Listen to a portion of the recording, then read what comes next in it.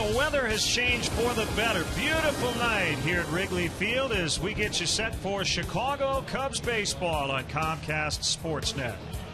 It's game one of a three-game series after last night's game was rained out. The Nationals and the Cubs from the friendly confines. Hi again, everyone. Along with Bob Brenly, I'm Len Casper. An off day yesterday, although these two teams were at the ballpark, took BP. Game got canceled about a half hour after the scheduled start. Starlin Castro in the lineup tonight. And Bobby found out yesterday he was the National League Player of the Week. And he should have been the National League Player of the Week. What a week for young Starlin Castro. Everywhere he goes, this guy hits. He's a .314 hitter at home here at Wrigley Field, a .314 hitter on the road. You look at his splits up and down the board. This kid just hits. Had an unbelievable week last week. 17 base hits in 7 games. Part of that was due to three-hit games in a row in Pittsburgh. And he's starting to hit the ball out of the ballpark, which you certainly like to see. Chien-Ming Wang, remember that name, a two-time 19-game winner with the Yankees. Well, it's been 2 years since shoulder surgery. He's now with the Nationals, and this will be his third start. He's a completely different pitcher now, Len. Used to feature a power sinker and a hard slider. Velocity is way down on the sinker. He's trying to make up for it by throwing a lot of off-speed pitches. And right-hander Matt Garza will go for the Cubs. He's pitched a whole lot better than his 5-8 record indicates. He's had a number of good starts this year, maybe his most dominant start last time out against the Pirates. He's due for a run of good luck and some support from his offense. We will play tonight. Unfortunately, last night the game was rained out, but the fans got a free Cubs cap courtesy of Comcast Sportsnet. And we'll have all the action coming up. Starlin Castro, Carlos Pena, and the Cubs against the Nationals.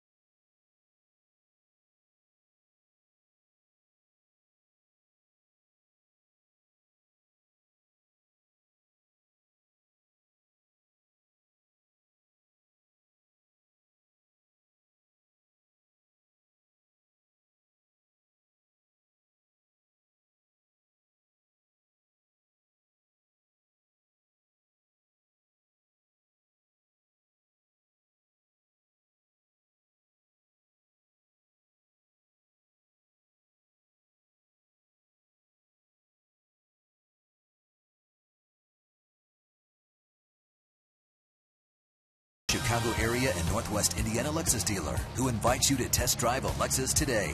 Blue Cross and Blue Shield of Illinois. 75 years of being right here in Illinois means no one's closer to your wellness. Experience wellness everywhere. Subway. Every day at Subway, choose from many delicious regular footlong subs for just $5. Subway. Eat fresh. Honda. Visit your local Honda dealer today or go to shophonda.com and find great values on a new Honda. AT&T Uverse. Find out more of what's possible at att.com. AT&T. Rethink possible. And by Southwest Airlines' new Rapid Rewards. Unlimited reward seats and no blackout dates. And a beautiful day today. The rain victorious yesterday. And those fans hoping the Cubs will be the winners tonight. Build-A-Bear night here at the ballpark. And the wind is blowing straight out. Balls were jumping out of here during batting practice as it was blowing out toward right. Could be an offensive night. We'll see. Starting pitchers will have a lot to say about that, as Matt Garza will go for the Cubs and Chien-Ming Wang for the Nationals. And we'll see if the Cubs can start another winning streak after their 7-gamer was ended on Sunday. Now, this was the kind of day, Len, that you normally wouldn't allow your pitcher to go out and watch batting practice. It was quite a display by both teams, with the wind gusting straight out to right center field all afternoon. Still continues to blow out in that direction, occasionally blowing straight out to center field. So a good night to keep the ball down. We always start about a minute or two late when Matt Garza pitches. He has a very specific routine and does not like to come out of the dugout until he's 1,000% ready. I really think it has something to do with that American League East. Matt Garza spent time down in Tampa, as did Carlos Pena, two of the more deliberate players on this Cubs roster. Let's wait.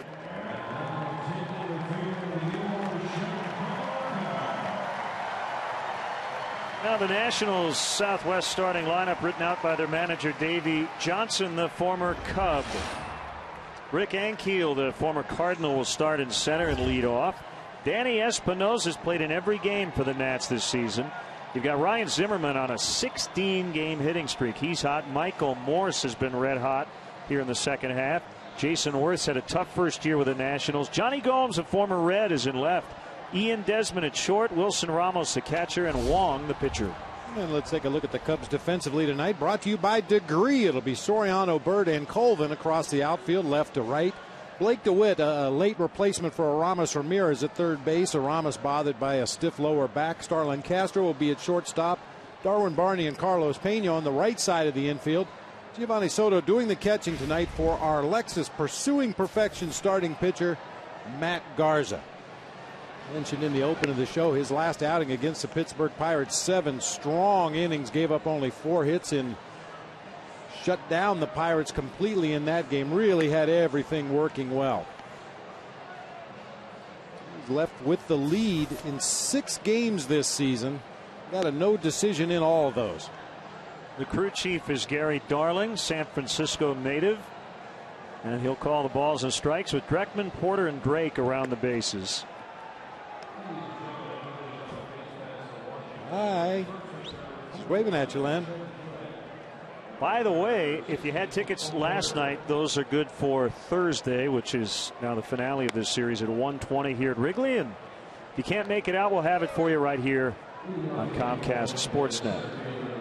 A 1:20 first pitch. They're painting the town blue and red tonight. Yes, they are.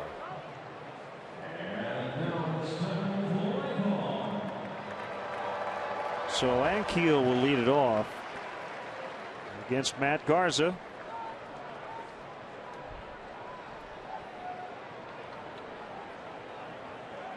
Nationals ranking 11th in the National League in runs.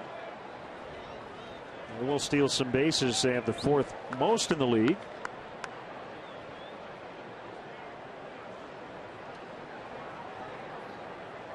By not playing last night, they jumped out of last place. The Marlins lost, so the Nationals are in 4th, half a game up on Florida in the East. And we're underway as that one's fouled off.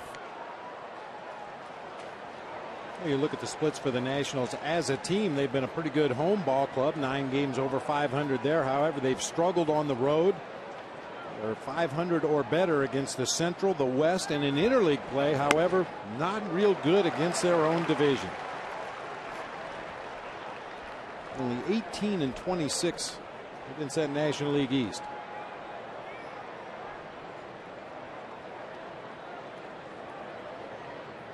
Garza trying to avenge a pretty rocky outing in Washington a month ago as he strikes out Ankiel looking. Worst outing as a Cub. He went just 2 innings, gave up 7 runs on 8 hits as the Cubs would come back late and erase an 8-0 deficit. They won that game 10-9, but he got a no decision. Backdoor slider that time from Matt Garza. If he commands his breaking pitches early in the game, look for him to dominate this Nationals lineup.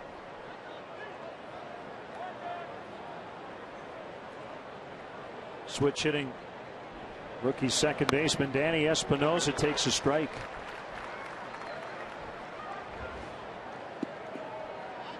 Had some struggles here in the second half. He hit 16 homers in 92 games before the break. He has 1 home run in 22 games since.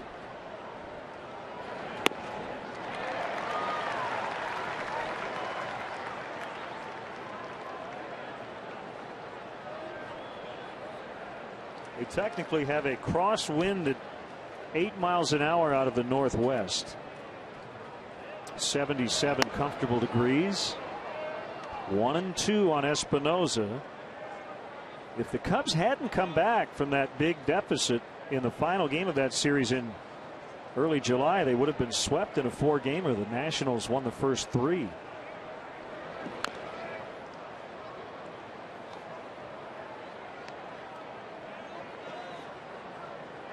Davey Johnson, their 3rd manager this year. Jim Riggleman resigned when they were playing their best ball of the season. They were a game over when Riggleman quit. John McLaren, the bench coach at the time, went 2-1 before Davey Johnson came out of the front office and took over. Foul tip, strike 3. And they've gone 15-21 under Johnson.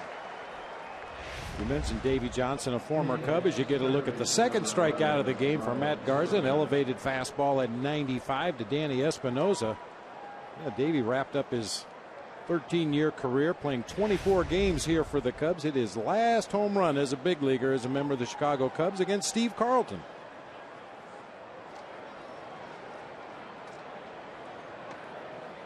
Like to face Zimmerman with nobody on.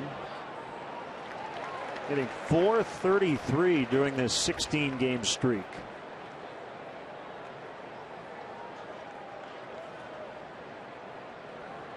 Pretty impressive, but Dan Uggla is going for number 30 tonight in Florida. We'll keep an eye on that.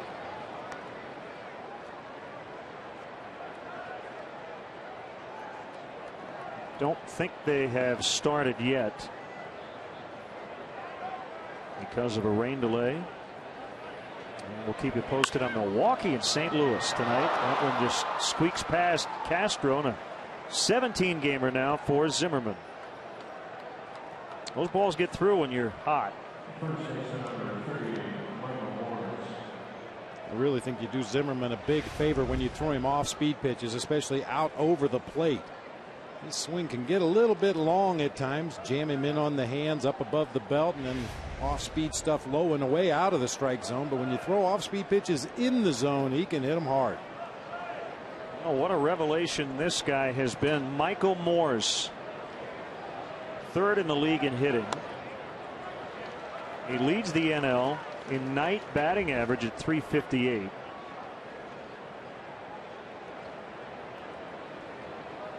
And this is one guy in particular that put on a show in batting practice. His last 5 swings, all 5 balls left the park, including one over the camera pit out there in straightaway center field. You see the numbers for the middle of this Nationals lineup since the break.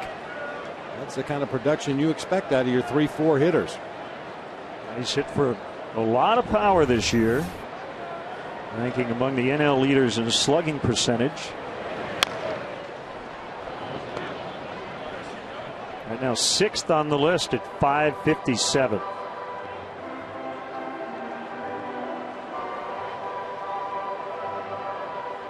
Adam LaRoche out for the year after left shoulder surgery, so that opened the door at first for Michael Morse.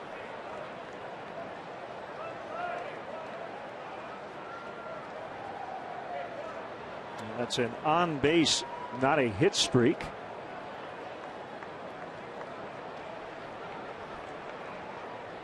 And the 0-2 fouled that one off, I believe, the back foot.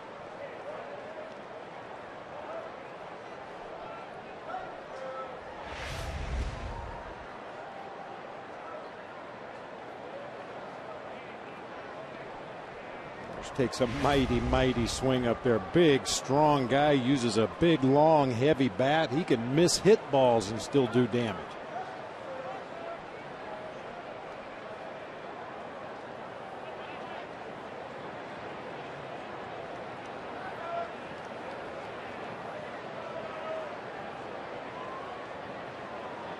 Garza gets a sign from Soto, and here's another 0-2. It's just inside on a slider.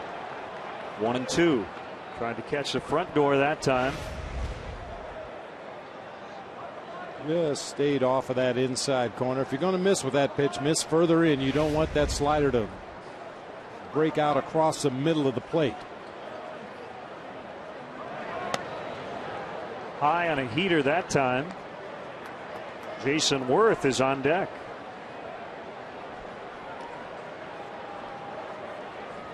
They said they've been a bottom half of the league offensively team this year, and if Jason Worth were having a typical Jason Worth season with what Morse has done and Zimmerman hot, this could be a very good lineup. That one hit well as Bird goes after it, and he'll catch it in the right center field gap.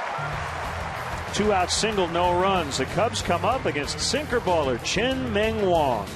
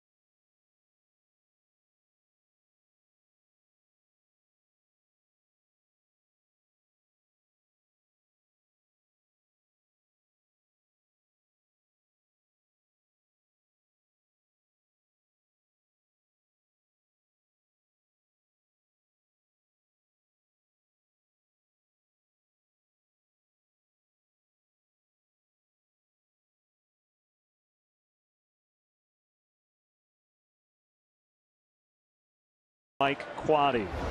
Starlin Castro has been the player of the week in the NL twice this season.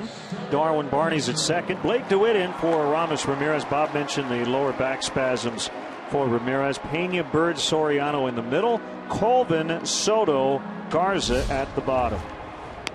Take a look at the Nationals defensively tonight. Former Red Johnny Gomes in left field. Former Cardinal Ricky Ankiel in center. Former Philly Jason Worth in right. It'll be Zimmerman, Desmond, Espinoza, and Morse across the infield, third to first. Former Mariner. Former Mariner, yeah. And Ramos doing the catching tonight. Chien-Ming Wang. Former Yankee. Former Yankee.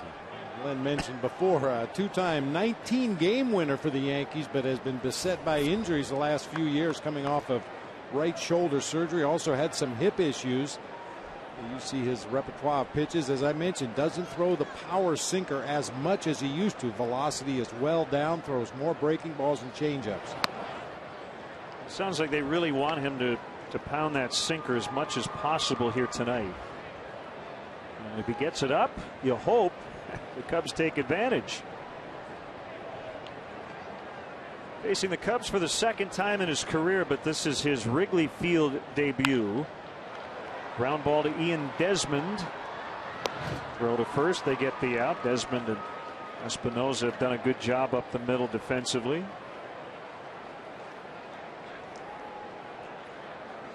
Wang is only 31 years old. It's been a long haul, though, on the comeback trail.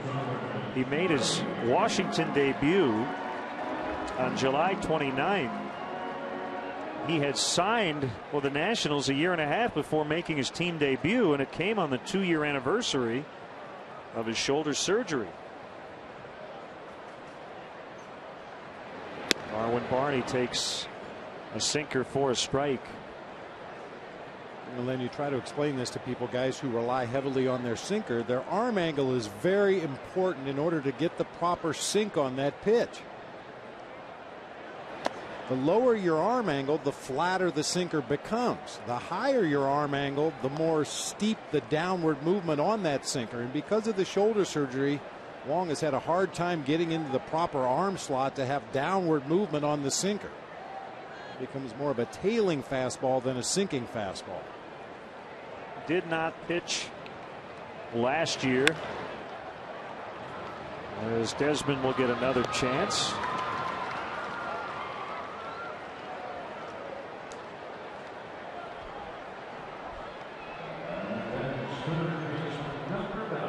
Follow all of tonight's stats and info in real time with Cubs In-Game Live only at csnchicago.com. Brought to you by Honda. It's kind of one of those days for the Cubs. And Mike Quade, who had Aramis Ramirez penciled into the lineup, but dealing with some back issues the last couple of days. They waited until after batting practice to make the determination that Aramis couldn't go. Blake DeWitt took extra BP early today, and he bounced one off the top of his right foot. So Q was wondering if he was going to be 2 third basemen short, but I think in the end, Bob, Blake DeWitt hasn't started a lot this year. The bench guys, they have a little nagging injury. They're going to play. Yeah, it can hurt later. I got an opportunity to start and maybe get 4 or 5 at bats in this ball game. I can hurt tomorrow.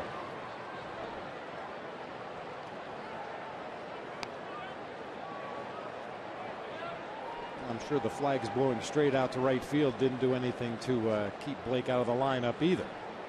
Left-handed pull hitter, if he can get a little elevation tonight, might be able to ride some out of here into those bleachers in right field. I mean, it probably begs a discussion about, you know, everyday players when they have the nagging injury.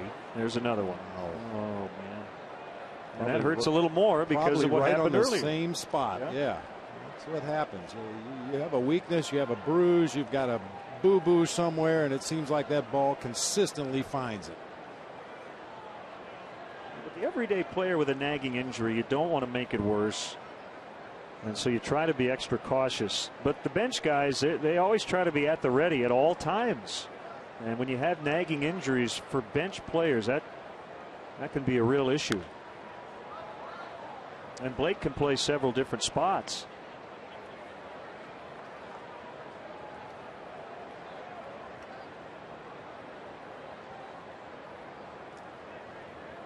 You'd always hate to be forced to put a starting everyday player in the lineup when you don't want to because of some nagging injury, because his backup's hurt. That's like the worst case scenario.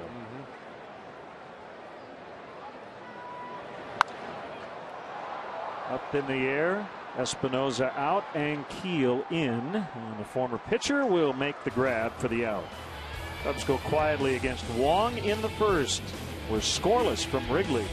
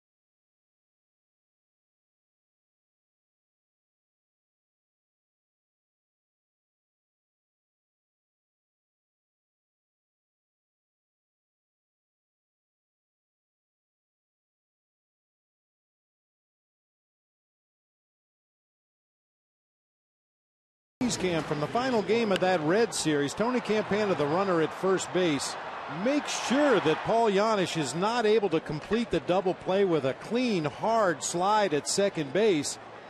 Because he broke up that double play, the Cubs ended up scoring 3 runs in that inning after he was able to break up the double play. Nicely done.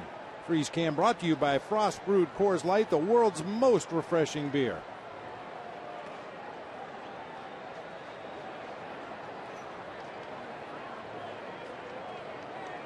Checking out Twitter. As Jason Worth will Get ready. Whatever it was, it took her full concentration. Yes, it did. For sure.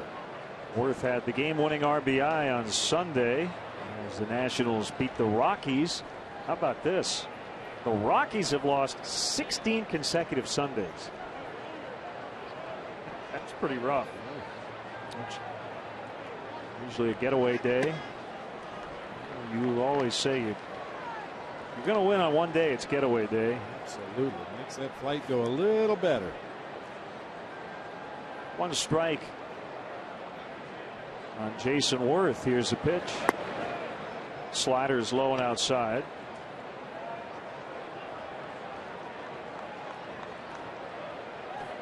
Missed Say the memo. 70s night, but it's also 60s night too. It's like Janis Joplin has joined the group.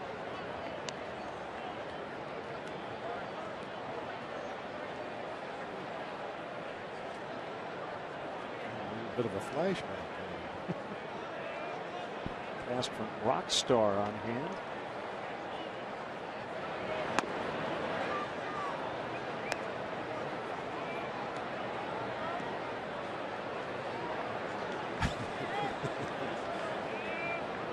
What I'm laughing at. I used to wear all that stuff Last year. Here's a 3-1. It's a strike. 3-2.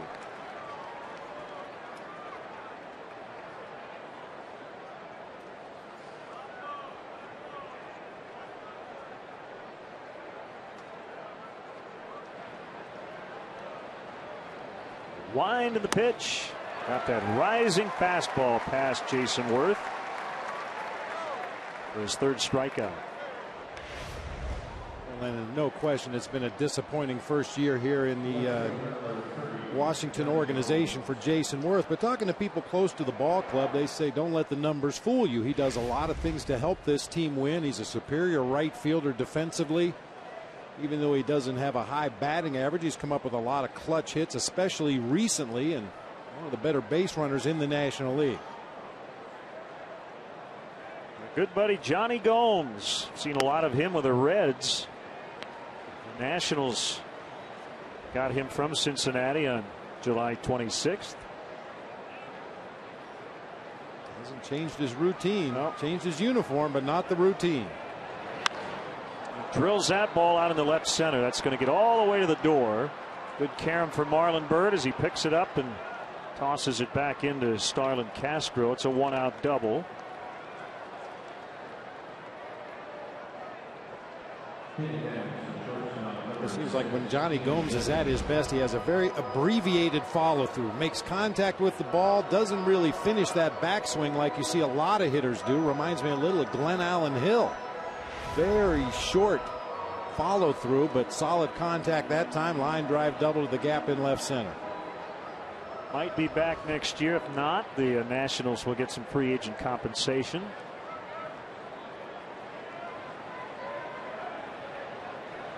Ian Desmond, the shortstop, takes ball 1. Kind of a bittersweet night in Colorado on Friday. He hit the line drive that hit Juan Nicasio, the Rockies pitcher, in the head. Nicasio, when he tumbled to the mound, suffered a broken neck. I guess he's up and walking, which is great news. And I think a lot of people were shaken up that night. Desmond had 4 hits in that game. But his thoughts were with Nicasio, who had to be taken off on a stretcher.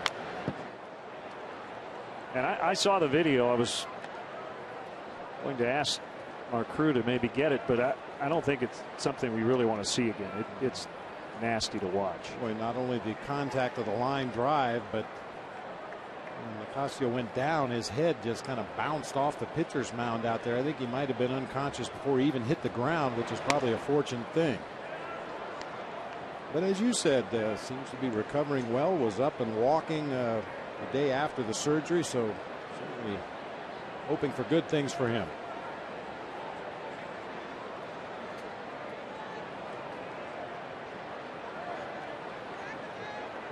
Two pitch, swing and a miss. Garza has his good stuff working tonight. That's 4 punch outs already. Hey fans, be sure to stop by the Wrigleyville Block Party August 19th through the 21st at the corner of Clark and Addison. With free entry, the Wrigleyville Block Party will offer live music, family-friendly activities, special giveaways, and food and drinks from 11 a.m. to 8 p.m. Friday and Saturday, 2 to 7:30 on Sunday. Don't miss all the fun before, during, and after the games at the Wrigleyville Block Party. It's when the Cardinals are in town. Swinging strike on Wilson Ramos, the catcher. Good series against the Cubs in D.C. as he went 5 for 10 with 4 RBIs.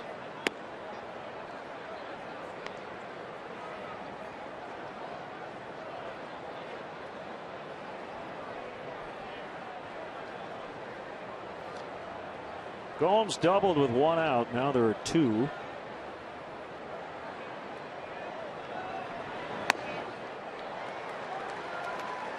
I'd say that so far Garza's just overpowering with that high fastball in the mid to upper 90s. Seems to have that little bit of late life that hitters talk about. The ball just seems to jump when it gets into the hitting zone. A lot of swings and misses on that high fastball so far. Off the mask of Soto.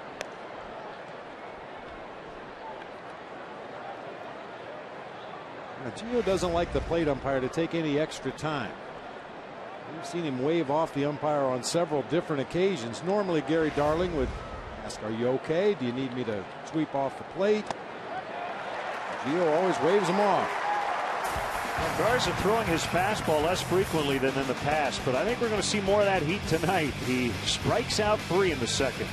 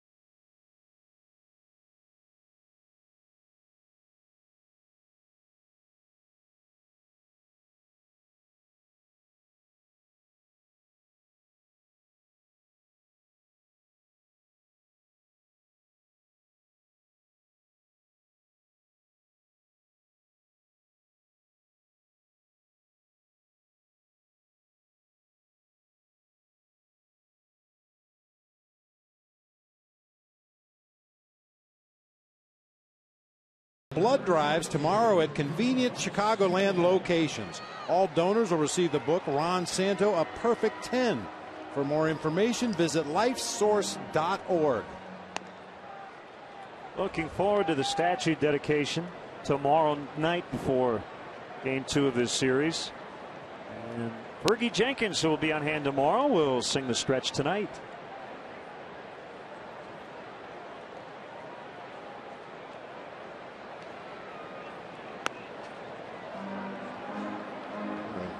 Looks of the first couple innings, Matt Garza is going to have himself a big night with the strikeout pitch. We talked about that explosive fastball. Get him some runs early here. By the way, tomorrow night it's all about Ron Santo, but we want to point out Gary Pressey, the fine Wrigley Field organist. Tomorrow will work his 2,000th game here at Wrigley Field, and they had a cake for Gary tonight. His mom's here, and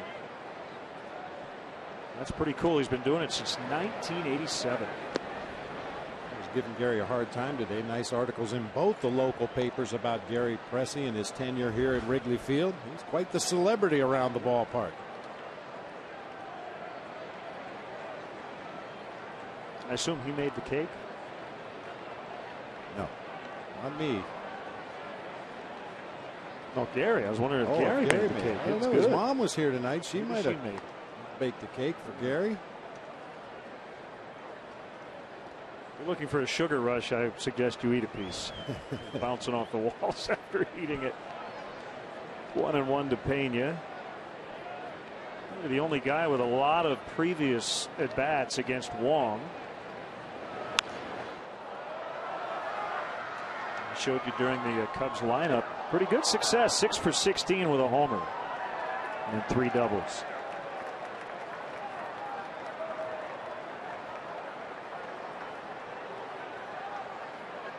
Wong is from Tainan City, Taiwan. Incredibly popular back home. He attended Taipei T-Wu University. Off the plate inside, 2-2.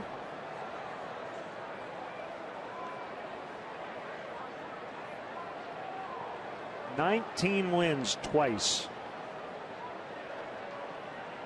Finished second in the AL Cy Young voting to Johan Santana in 2006. And it's up in the air to left. And it's Johnny Gomes.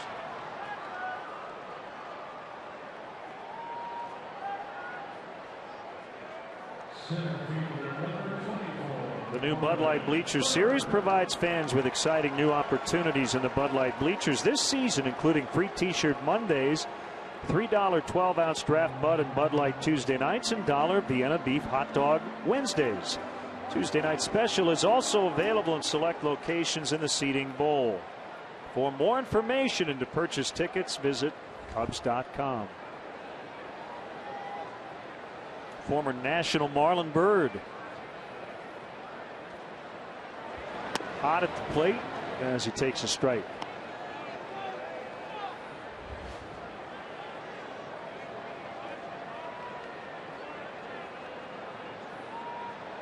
Hitting .358 over his last 14 games.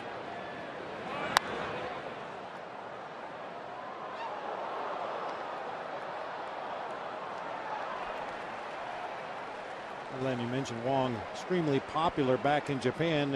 You kind of had the feeling he was pitching last night and then the rain out and again tonight, just based on the number of Japanese media in the press box.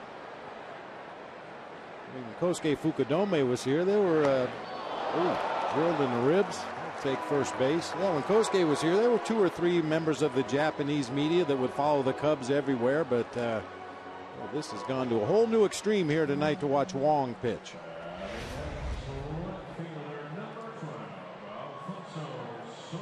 Talk about that flat sinker. That was one right there. That ball moved parallel to the ground. There was very little downward movement on that pitch at all.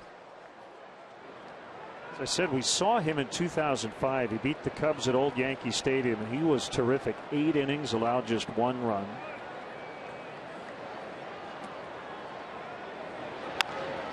Soriano bounces foul as Wong works from the stretch for the first time.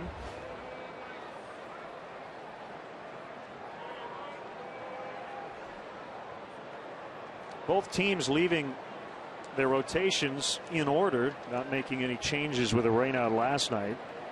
So it'll be left-hander Ross Detweiler against right-hander Rodrigo Lopez tomorrow, and Jordan Zimmerman and Ryan Dempster will go in the game on Thursday.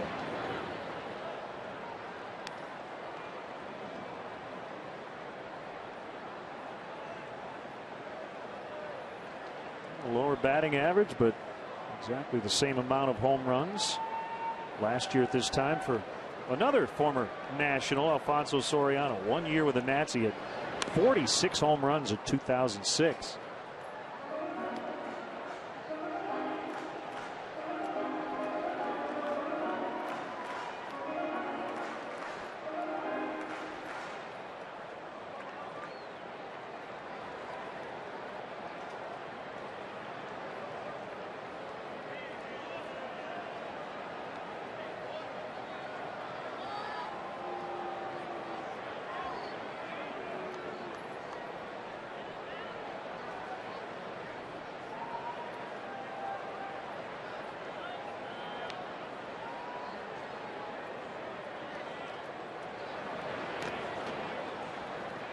Nice dig out of the dirt by Ramos.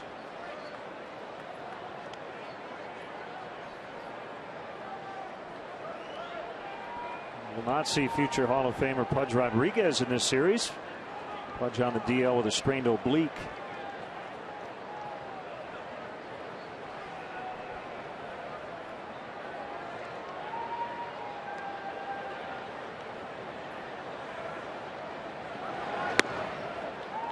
Sliders low and outside, 3-2.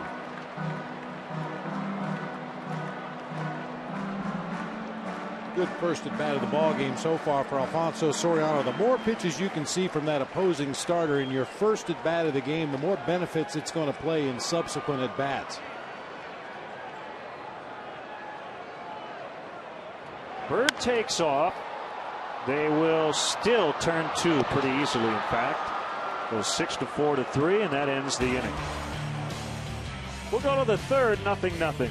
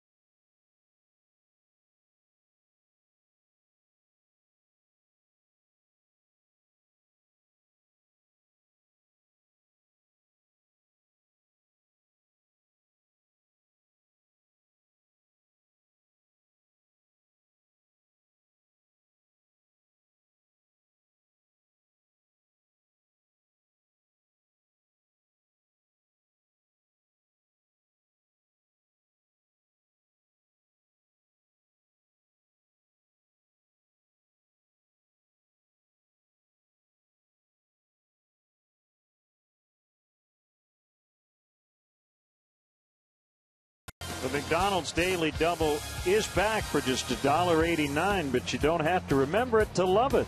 Prices and participation may vary for a limited time, a la carte only.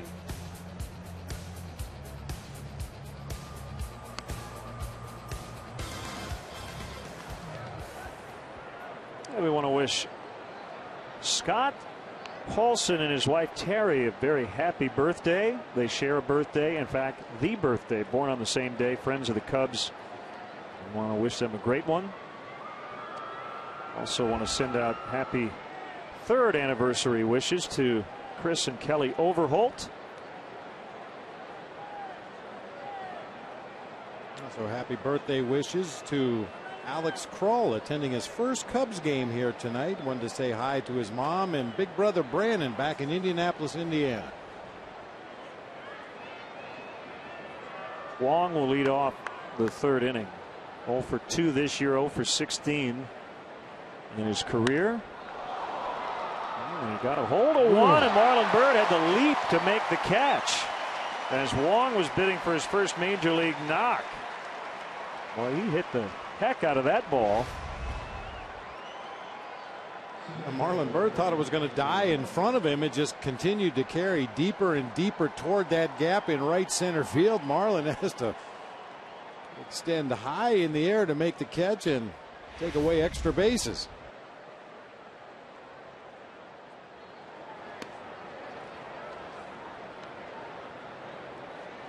Ankiel caught looking, leading off the ball game. Good curveball for a strike.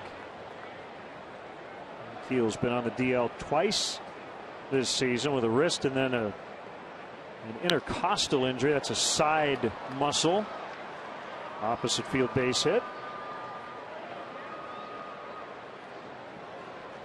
This is a compliment to Rick Ankiel, but you know, the former pitcher, you think you would think about that, talk about that almost every time he comes up, but I don't think of him as a former pitcher. I think of him as an outfielder. Yep. And he thinks of himself as an outfielder. And a base stealer as well. Got to keep an eye on him over there. You mentioned this Nationals team, very aggressive on the bases. Ankiel, 8 stolen bases on the season in 11 attempts.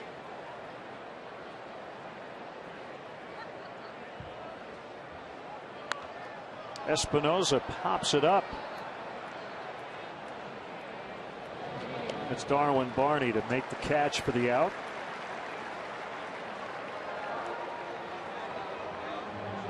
See Wrigley through the eyes of former Cub players in our all-new VIP Living Legend Tour. This once-in-a-lifetime opportunity gives you the chance to hear the stories from the players who lived them firsthand.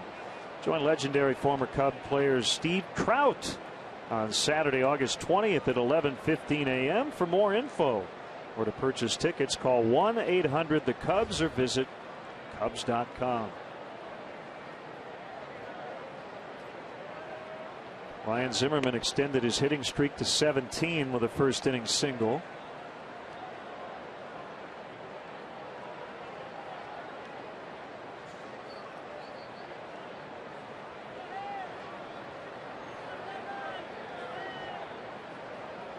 Can't be tired yet. We're just getting started.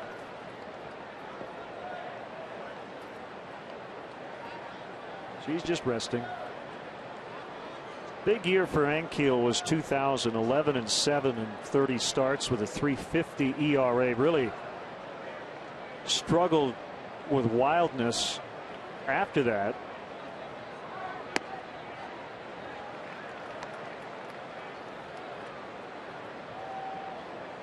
But he was always a really good athlete, and he could hit.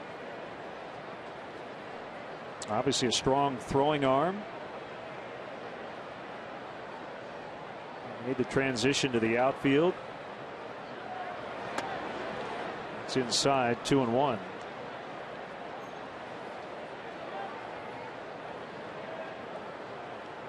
And if you just look, Bob, at the OPS, the rate stats, actually Ankiel's best year was his first year as a full-time outfielder, 2007. 47 games, he had 11 home runs. Slugged well over 500.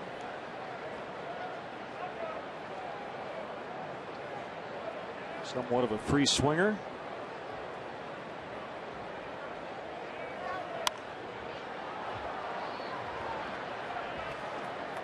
Carlos Pena almost straddling the foul line. That's in foul territory as he makes a catch, and the inning comes to an end.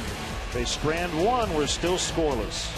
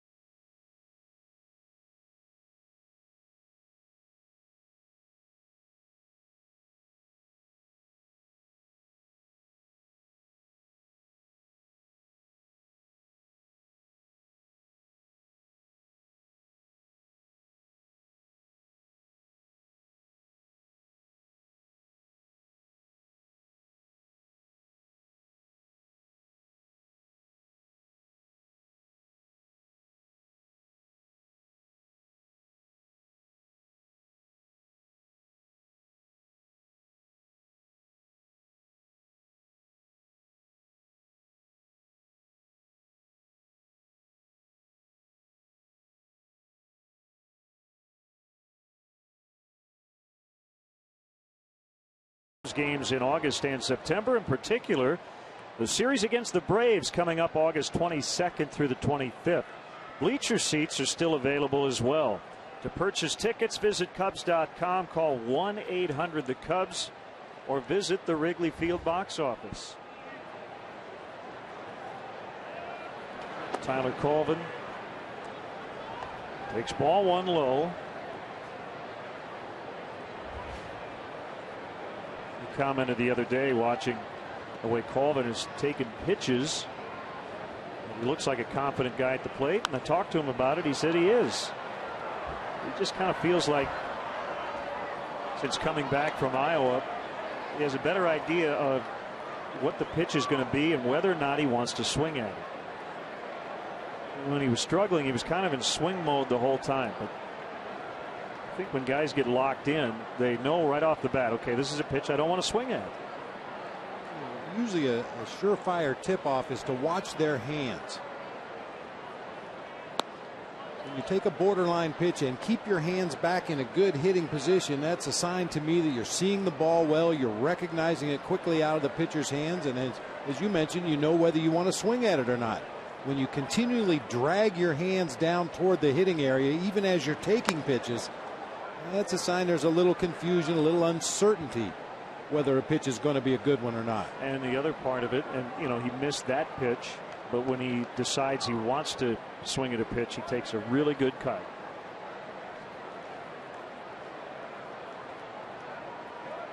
There's nothing worse than being in that in-between mode. You're overly aggressive when you should be passive, and you're not aggressive enough when you should be overly aggressive.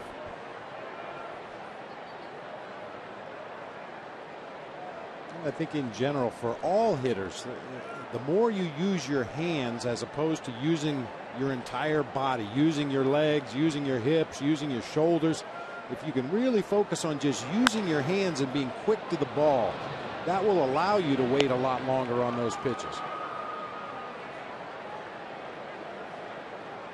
The more body parts you get involved in the swing, the longer and slower it's going to be.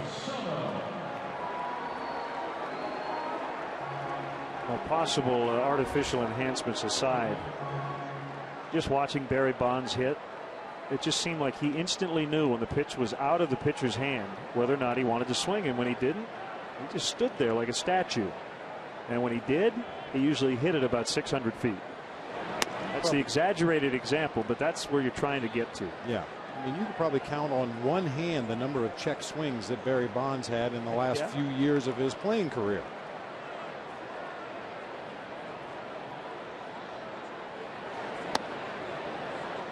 Two 2-0 on Giovanni Soto. We'll see if he gets something to his liking here. Matt Garza is on deck.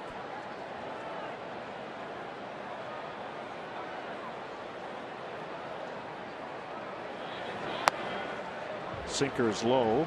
3-0. It seems like when Wong keeps that sinker down around the knees, it does have better movement, better downward movement, and he gets ground balls when he keeps the ball down around the knees. When he elevates it, that's when it really tends to flatten out.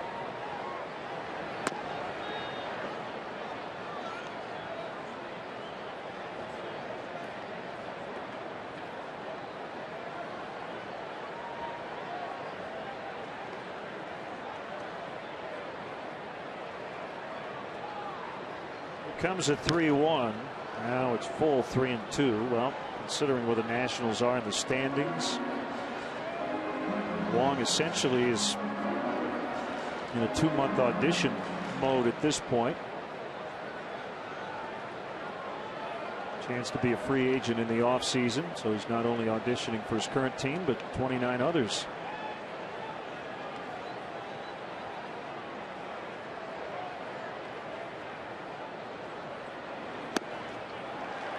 That's low.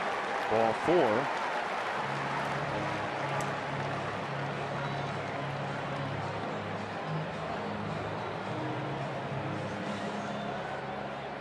About $1 million this year, and you know, if you're the Nationals, Bob, you've invested a couple of years of rehab essentially in a veteran like Chien-Ming Wang, so you'd think Mike Rizzo would strongly consider bringing him back. I hate to have him rehab for somebody else, which sometimes happens.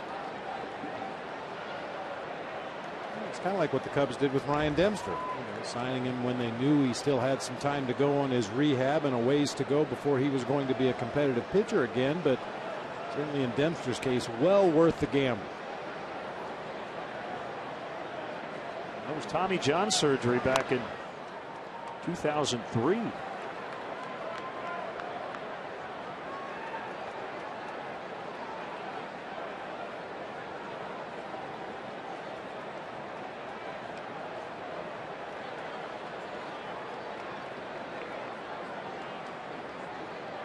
Second start of the season for Matt Garza. He's yet to get a sacrifice bunt down successfully. This has been a struggle for him. He gets that one down. Right. There you go.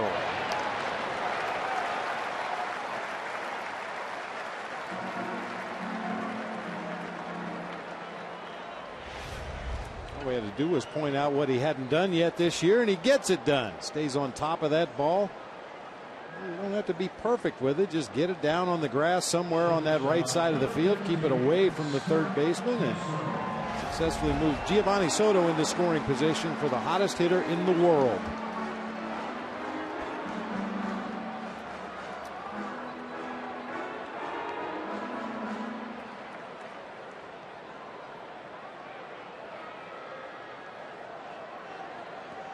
National League leading 150 hits. He was second-year shortstop. He's hitting 8 in a row. He has scored a run in 9 straight.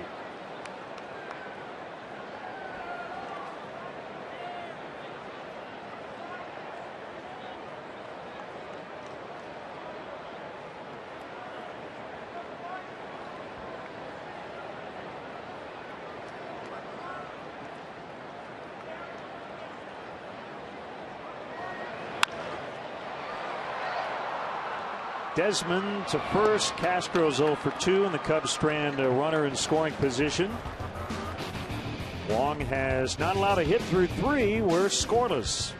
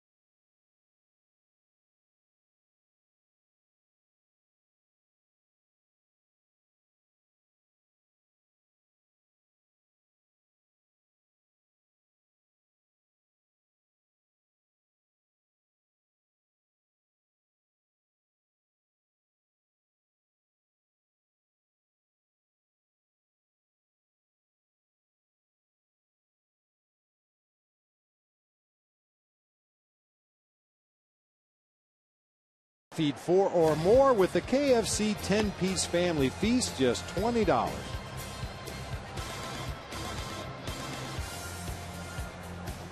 The Menards grounds crew smoothing out that infield dirt after the 3rd inning. That'll get us into our AT&T trivia question. 23 years ago, he kind of had the same deal. The first night game that was scheduled here at Wrigley was rained out, and then the next night was the official night game. The rainout was against the Phillies. 1988, not 89. Who had the game-winning hit? It would have been against the Mets. The scheduled game was against the Phillies. It was rained out.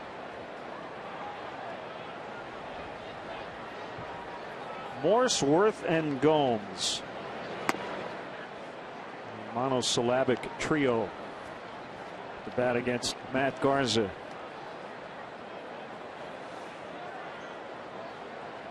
You'd think the word monosyllabic would have one syllable. Yeah, just thinking that same thing. Not the case. Good curveball. 0-2. Get this man a run tonight. This stuff is as good as it's been all year. He's given up 1 hit per inning.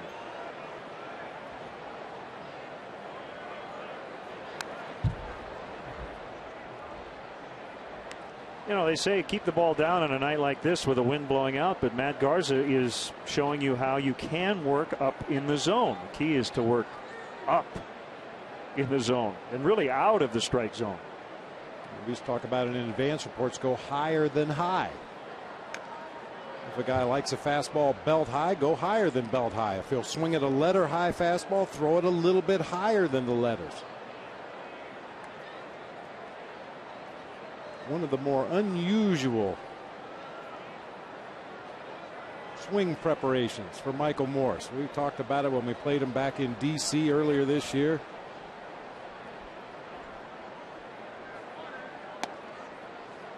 Just keep an eye on him as he steps out of the batter's box there to regroup a little bit, just get his mind together.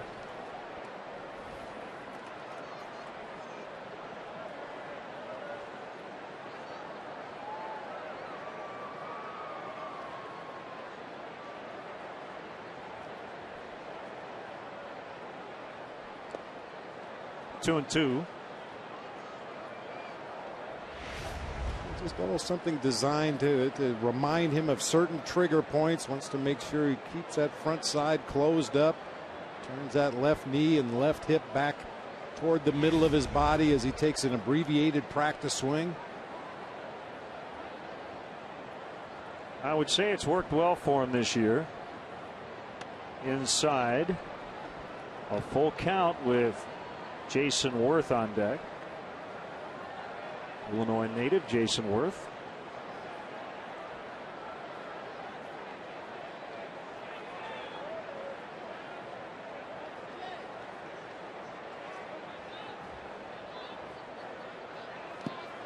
And he chased a breaking pitch for strike 3.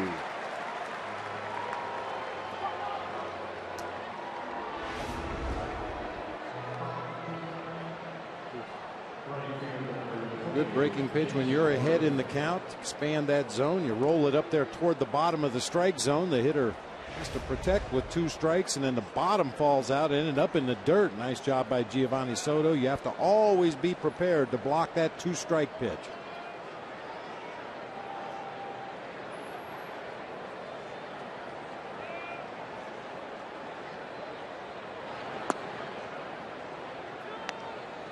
Talked about Jason Worth and his value to the Nationals. You can debate the long-term part of the deal. He got a 7-year contract worth $126 million. But you know, if you are going to commit to a guy, a position player, he is the type of player I think you'd like to commit to. A 5-tool guy, strong defensively. You probably don't worry about him being out of shape and overweight. He runs well. He takes walks. And while it has been a down season offensively for him, he's not a one-dimensional player in the overall scheme of things.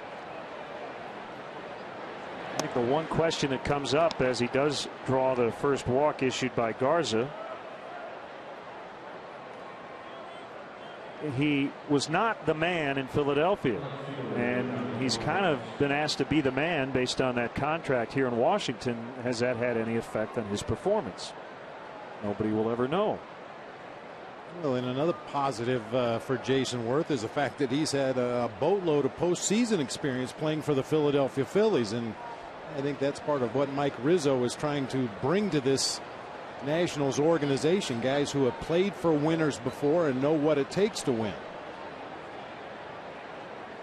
I mean, you and I always felt like that is a foul ball. Strike on Johnny Gomes. We always felt like he was the best Philly position player. I mean, just in terms of the overall. And that was saying something.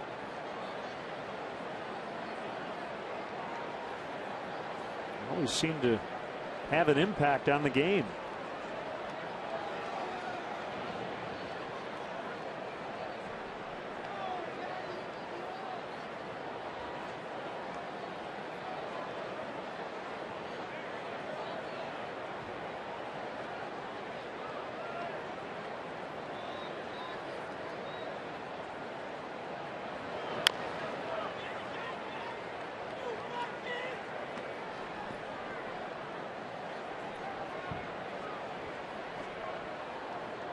Perfect night weather-wise.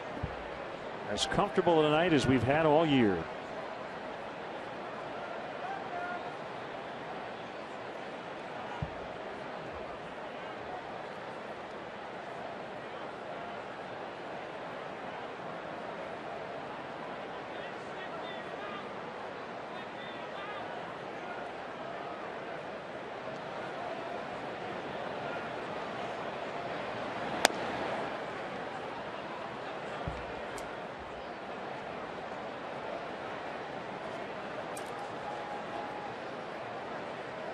In that big series in St. Louis tonight, Brewers and the Cardinals, Milwaukee starting that series 3 games up on St. Louis, and they have a 2-0 lead in the bottom of the 3rd. Corey Hart with a 2-run homer off Edwin Jackson. Sean Markham is on the mound for Milwaukee. Be a little bit of an edge in that series. These two teams do not like each other. Called strike 3. Got him on a slider. Garza struck out 2 in the first, 3 in the second. Did not strike out a batter in the 3rd inning, but making it up for it here in the 4th. Struck out Morse to start the inning, and now gets Johnny Gomes for the 2nd out on a called 3rd strike. Bob is a catcher, and obviously ultimately the pitcher decides what he's going to throw, but calling a game for a guy like Garza tonight with the 2 different breaking balls and the fastball that's been so effective, you want to throw the heater a lot because it's been as good as it's been all year, but you saw in that slider, it wasn't a great slider, but that fastball sets those other pitches up, so it's really mixing it in and that balance, isn't it? Yeah, just trying to avoid those hitters counts where they could look for a fastball 2-0, 3-1. And even when he has fallen behind in the count on those rare occasions tonight, he's been able to blow the fastball right by some of these national hitters. So this has a chance to be a special night for Matt Garza. Fly ball out to deep right. Colvin still going back on it, and he's going to make the catch on the warning track. That saved a run. As Worth with 2 outs would have scored easily. Bottom 4, 0-0.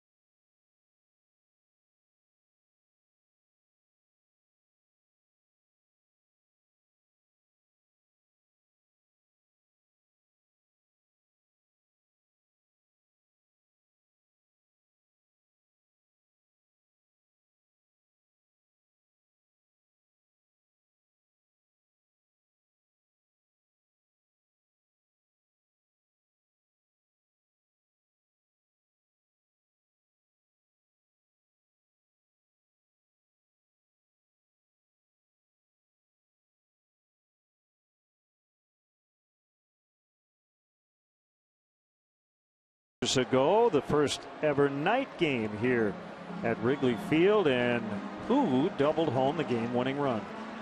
Cubs and Mets. And it was our recent seventh inning stretch guest, Jody Davis, off Sid Fernandez. Jody. Lenny Dykstra with a nice attempt, but he just couldn't put it away. Rafael Palmeiro scoring that game-winning run. Cubs have played anywhere between 18 and 30 home games per year since. At night.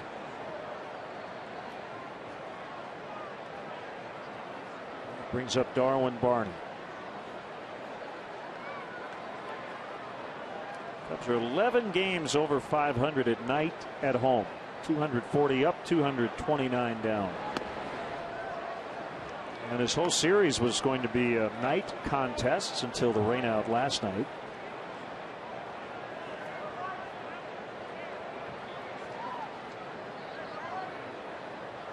Talked to Darwin Barney about hitting second versus 8, and he doesn't mind hitting 8. He gives the usual answer, I like being in the lineup. But the one thing he said about hitting second versus 8, he said when you're that low in the order, sometimes you don't get that third shot at a starting pitcher. Nice pickup by Zimmerman, who's playing in. So really, for Barney, it's not about the situation and hitting 8 versus second. It's about getting one more at bat against a guy you've already seen a couple of times. And many times that third and sometimes fourth at bat against a starting pitcher. That's when you've seen his deliveries, you've seen his release point, you see how he's worked you the first 2 at bats in the ball game, and you have a much better idea that third time around. Not to mention the fact you've got a tiring pitcher out there on the hill.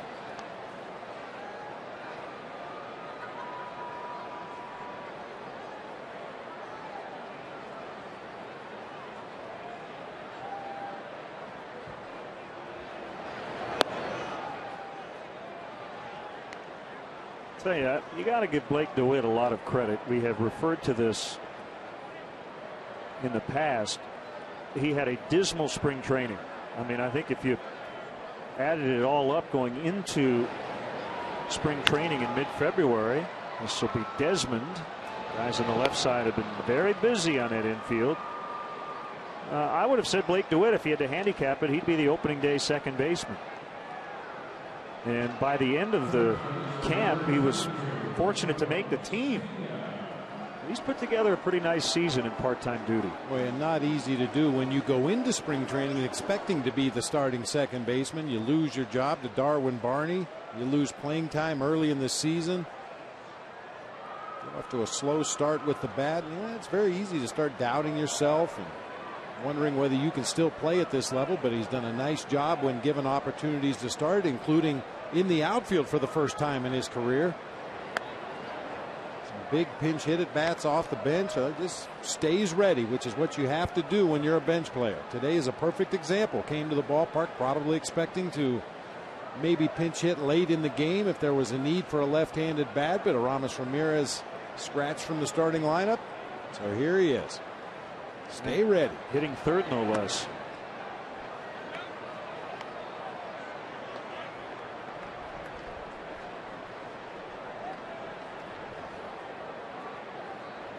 Nine outs via the ground ball for Wong tonight. Usually means he's on his game.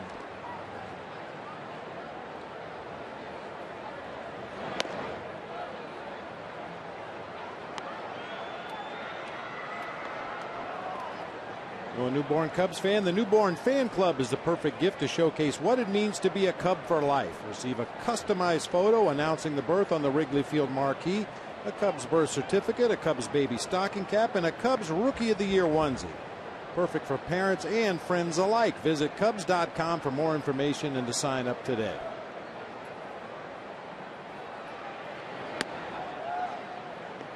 Outside on a sinker, 3-1.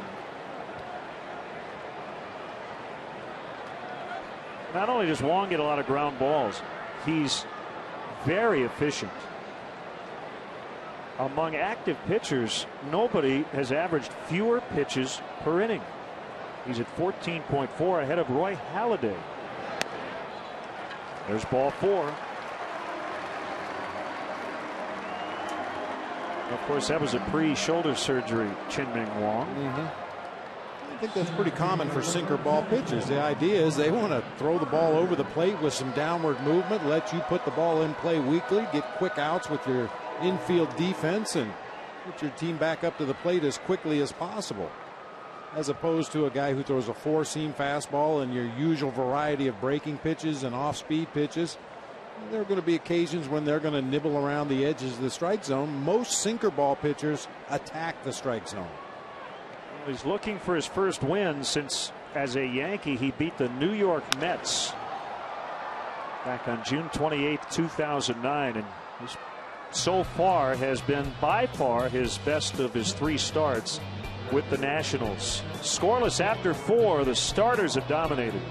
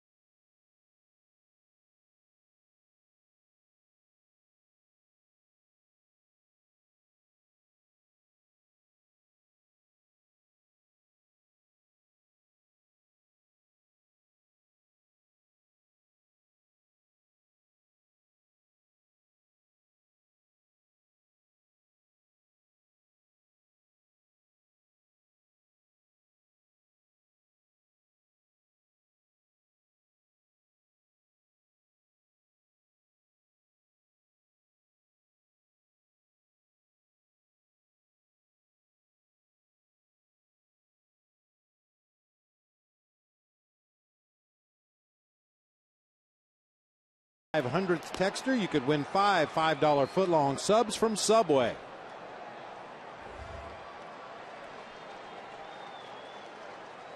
Hey, the ladies' man. Tim Meadows in the second row, the Cubs cap on. Yes. One of our favorite 7th inning stretch guests. Well, he's hilarious. We had a good time with Tim.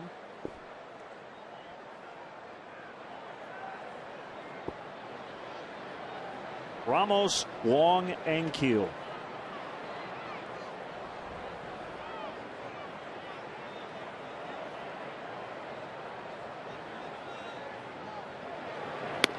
Ball 1.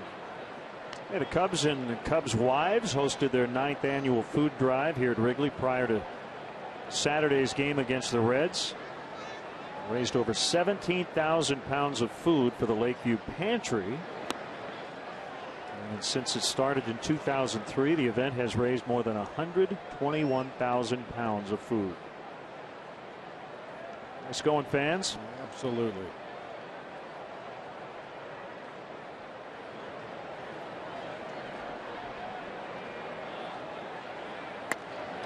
Well, that was straight as a string right down the middle, and Ramos couldn't catch up to it. That's the one as a hitter you have a better chance to catch up to, the one that's down in the zone. Much shorter swing going for a low pitch than if you have to swing at one of those 95-mile-an-hour heaters elevated up around the letters. Slider missed 2-2.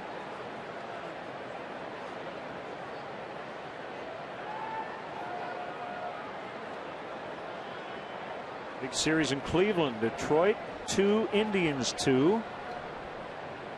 They're in the top of the 3rd, but that game being delayed by rain. Detroit 4 up on the Indians. The White Sox just 5 back and leading late 4-3 at Baltimore.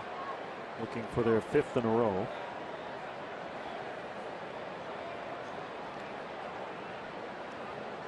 Quentin and Morrell have homered tonight for the White Sox.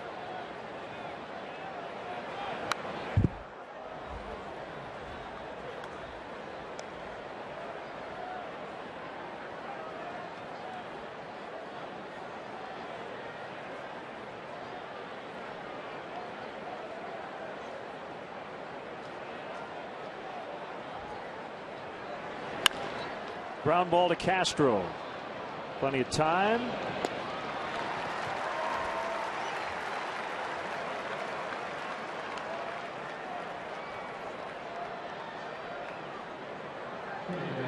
Watch Comcast Sportsnet game replays on demand with Xfinity TV from Comcast. Don't miss the action. Call 1-800-XFINITY today.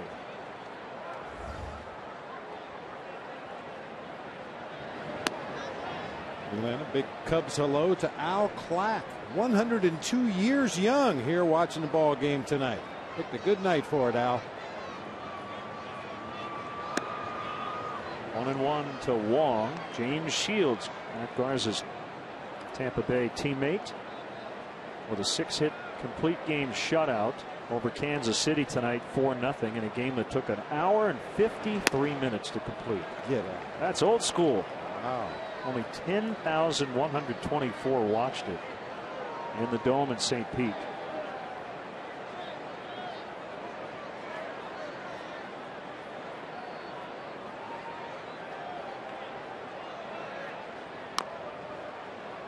I would venture to guess that's the shortest game of the year time-wise. They went 9 innings. 53. Talking about small crowds, Len, on this day in baseball history in 1998 up in Montreal, the Expos had Dog Day. As Wong goes down on strikes, 757 dogs showed up. That's about the usual crowd they drew up there in Montreal. Should have had more dog days. That was a pretty big ballpark. See Garza with 8 strikeouts already.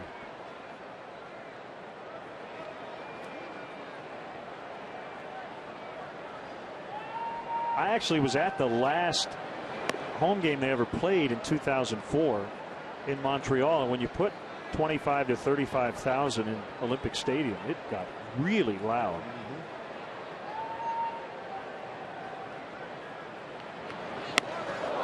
Well, knocks down Ankiel on a fastball.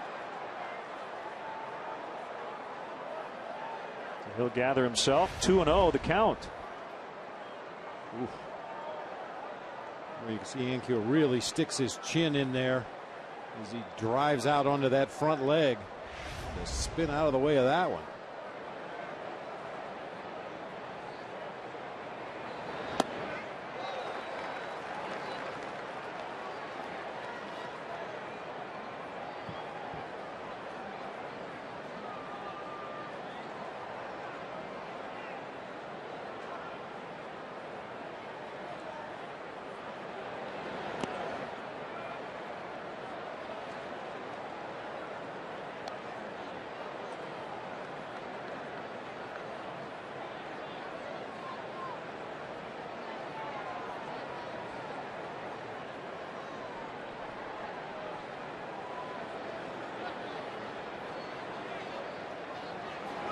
One changeup is low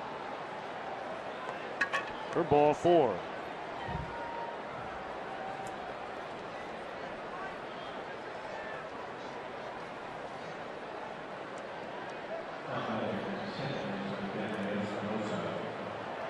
Maybe a little bit too much respect for Rick Ankiel right there. He's a guy that doesn't like to walk. He wants to swing that bat. Probably would have chased a high fastball on that 3-1 count. Might have chased just about anything on the 3-1 count, but Matt Garza and Giovanni Soto chose to go with the straight changeup. Probably Garza's 4th best pitch.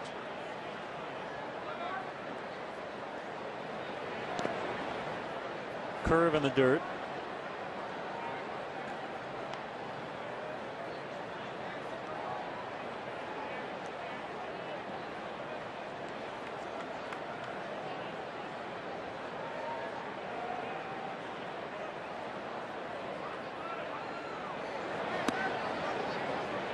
Slider for a strike. 1-1. Angels lead the Yankees 4-1 as they play the bottom of the 7th. Bobby Abreu against his former team with his 5th home run. Curtis Granderson has hit his 29th. Ground ball right to Barney. One rookie throws out another. And Barney and Espinosa in that NL Rookie of the Year race. Halfway home, still no runs for either team.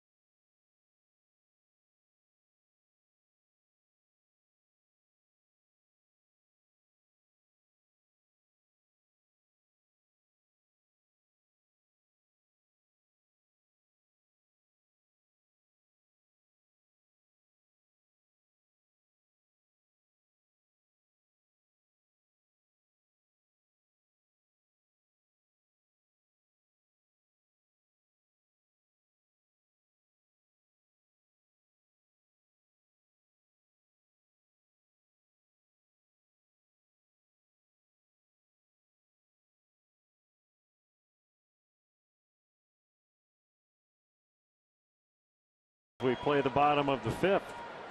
Alfonso Soriano hit into a 6-4-3 double play to end the 2nd inning.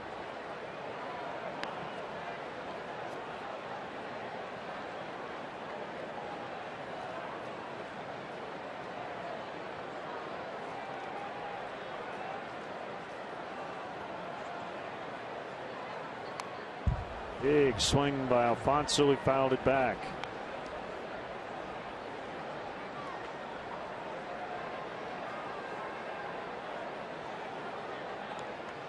And then I want to say it now before it happens. The way this game is going with the 2 starting pitchers both on top of their game tonight, if Soriano would happen to reach, it wouldn't surprise me to see Tony Campana run for him, even though it's only the 5th inning. Got to find a way to get on the board tonight.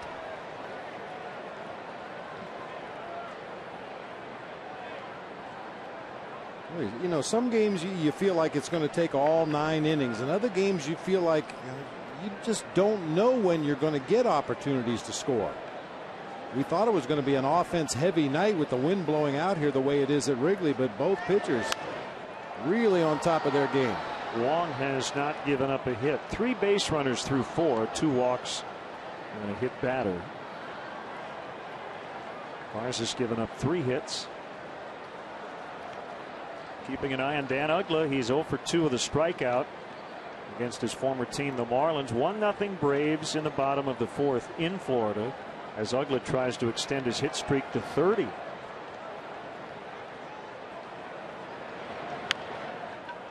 Rollover grounder, and Zimmerman with a nice play.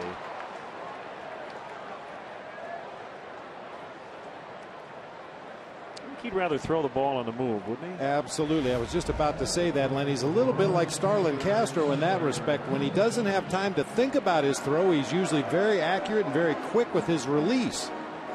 When he has those balls hit right to him on 2 hops, he has a very unusual throwing motion and occasionally can let some get away. He's only made 8 errors this season down there at the hot corner, but He's made some uncomfortable looking throws on routine plays.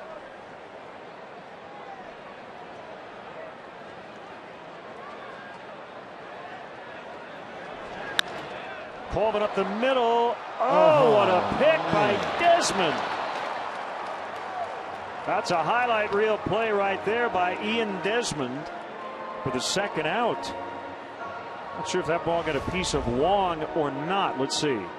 No, right through his legs. Unfortunately, it hit the mound enough to deflect it up in the air, but what a fine play by Desmond up the middle. Low to high with your glove if you're an infielder.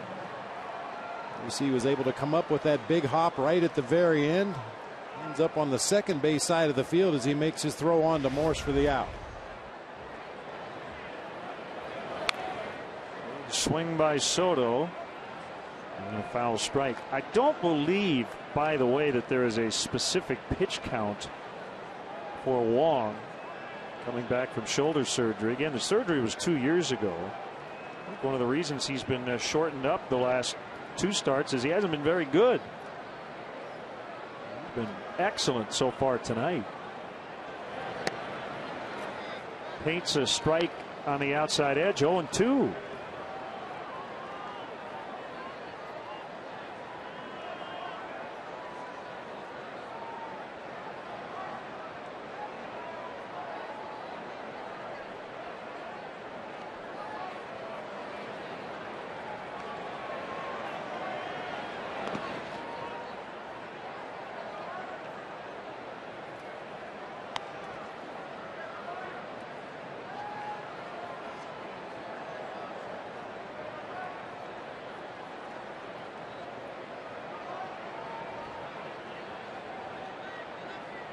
Wong would like to get Soto here and face the pitcher Garza leading off the 6th.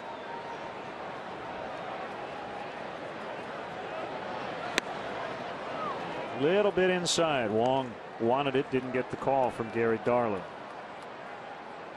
As this game has gone on, Wong has gotten better and better with that sinker. In the first inning, I didn't think he was going to have this kind of a night.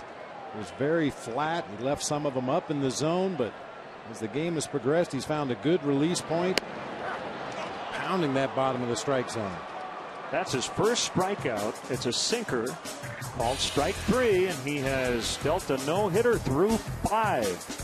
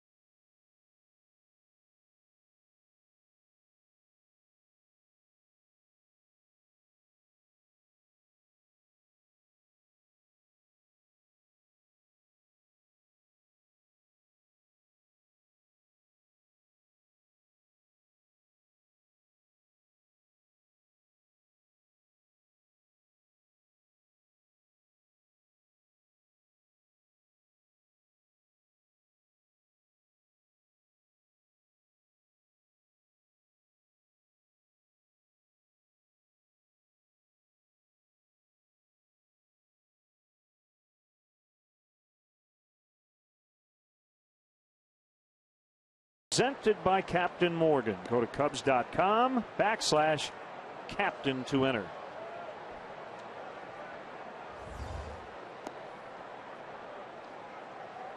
Well, it's the thing about this game that you love, the unpredictability. As we watched batting practice today and the wind conditions, It just looked like it was going to be a long night of offense, and it still could be. I mean, we're only in the 6th inning, but so far these two starting pitchers have been on top of their game, and we're scoreless. The Cubs, in fact, are hitless. Two completely different styles of pitching. Wong with that power sinker. He's mixed in a few breaking balls here and there, a couple of cutters, and Matt Garza with his power 4-seam fastball and variety of breaking pitches. Who's going to blink first? Tough part of the order here for Garza: Zimmerman, Morse, and Worth. Garza a lot better tonight than he was against the Nationals about a month ago in D.C. He was long gone by this point.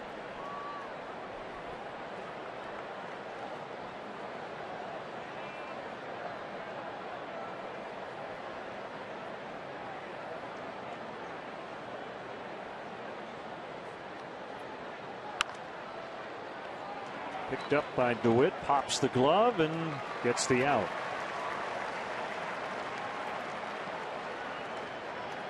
The Ryder Cup is coming to Chicago September 25th through the 30th, 2012 at Medina, to be included in a random draw to purchase tickets and a chance to see Team USA versus Team Europe. Go to RyderCup.com.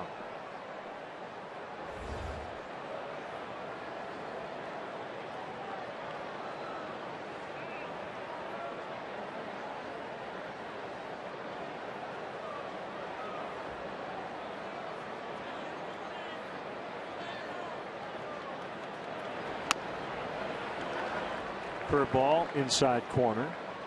I'll tell you, Len, if you combined Michael Morse, Hunter Pence, and Ryan Braun, you would have one of the more unusual looking pre-swing routines in the history of baseball.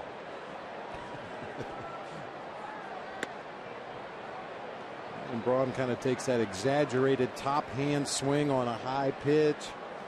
Hunter Pence almost the exact opposite. Looks like he's chopping wood, hacking at a low pitch with a very abbreviated practice swing. And we've shown you Michael Morse's preparation before he gets in that batter's box. All three tremendous hitters.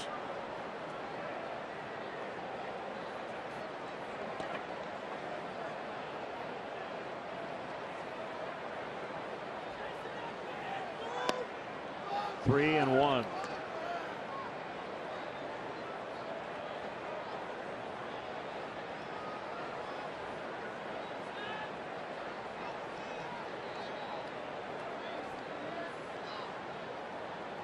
Nice. Deep to center, and Michael Morse over the batter's eye. Wow, he crushed it for his 20th of the year.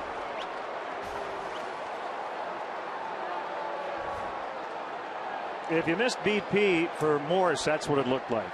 Yeah, it looked a lot like that.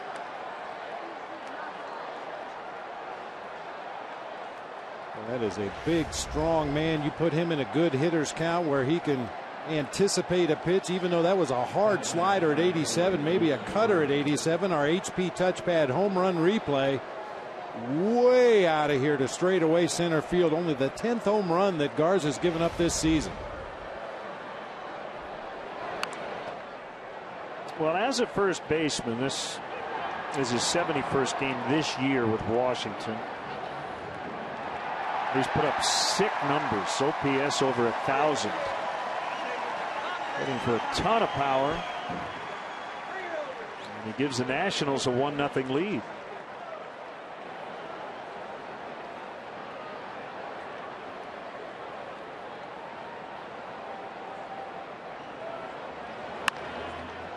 Off the glove of DeWitt, and that's going to roll around in the bullpen. And Worth is going to have to stop. In fact, he had to slide feet first to stop himself as he was thinking about two bases.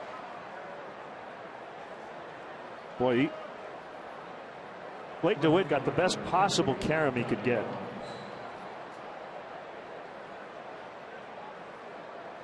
Not off the glove, but out of the bullpen. Yeah.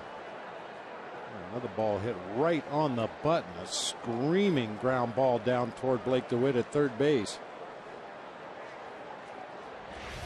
very little time to react, even though Blake is playing way back. Yeah, that ball went into the bullpen and came right back out of it near the mound, or rather near home plate there.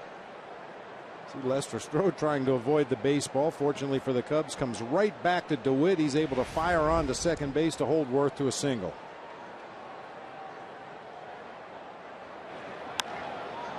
High fly ball, Johnny Gomes. Gone.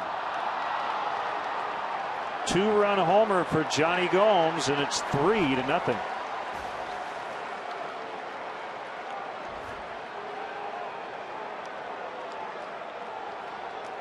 Third homer of the season for Gomes against the Cubs. He hit 2 with Cincinnati.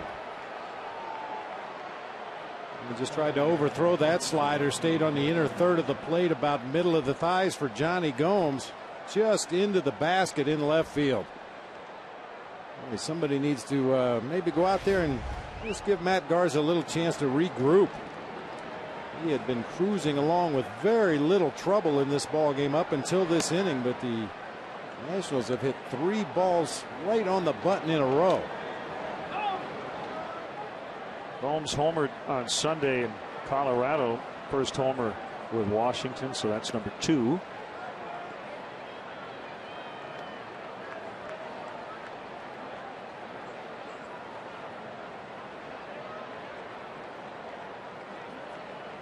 (2-0) on Desmond.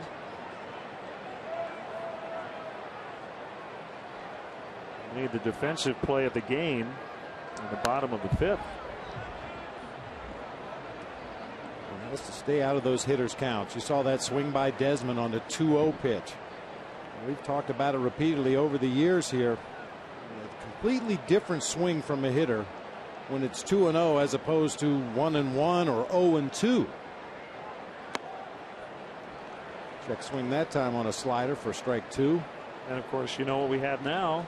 It's the Desmond 2-2. You're just waiting for that, weren't you?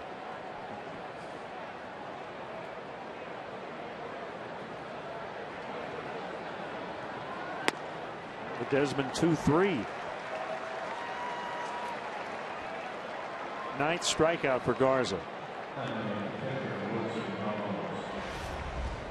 He's driving that fastball down to the bottom of the zone. I'm talking about Tyler Colvin earlier and the confidence to wait and see the pitch and react to it. But I don't care who the hitter is. When you have 2 strikes on you or find yourself behind in the count, you're always going to take a little bit more of a defensive swing.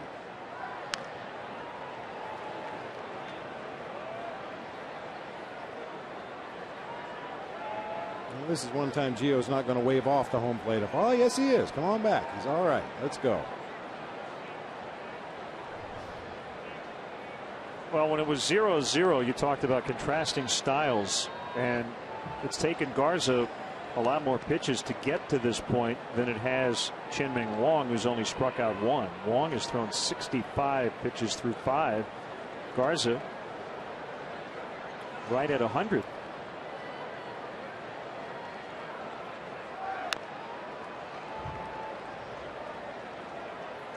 Cubs have 4 innings left here to break up this no-hitter, but Wong's not going to strike out a lot of guys tonight, so he has to really rely on his defense. Cubs have put the ball in play. They just don't have a hit yet. And now they trail by 3.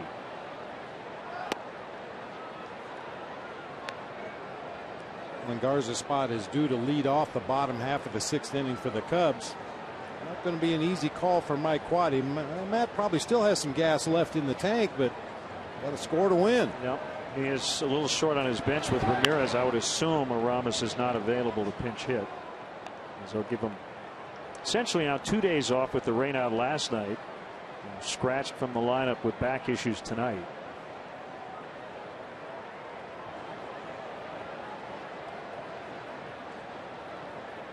You can see Carlos Zambrano possibly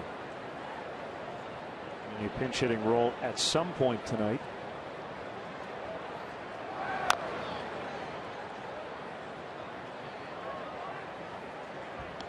He's always got a bat in his hands if he's not pitching.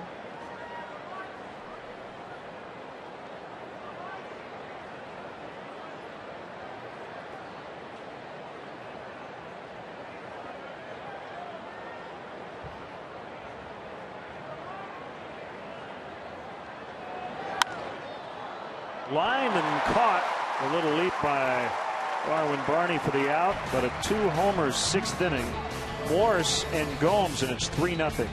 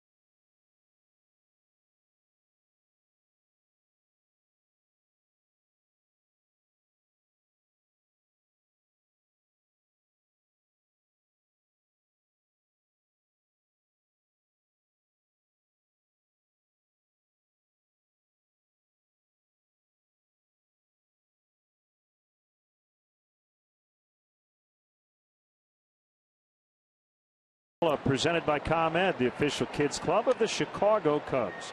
Help your favorite young Cubs fan earn his or her pinstripes as a member of the Cubs Kids Club, and they'll receive kid-specific perks, experiences, and merchandise throughout the 2011 baseball season. Visit Cubs.com to sign up today.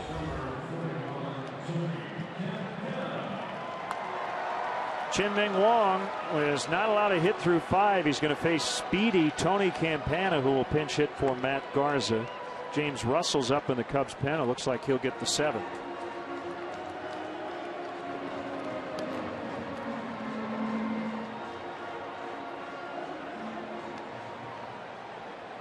It wouldn't surprise me to see Tony Campana try to bunt his way on base here. It never would surprise me to see that, but he spent a little extra time in batting practice today working on just that, trying to deaden that ball down the third base line, take it with him to the first base side. Cornerman in, Espinoza in a couple of steps at second. Desmond in maybe a step and a half at short. That bounced out in front of home plate for ball 1.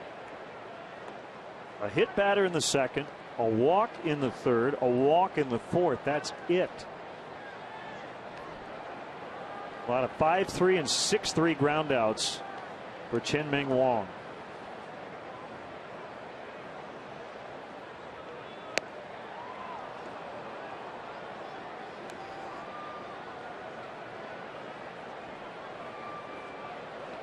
I kind of feel like with Tony Campana, he could announce to the Nationals, I am going to bunt this pitch. And if he puts down a good bunt, it doesn't matter that they know because of his speed.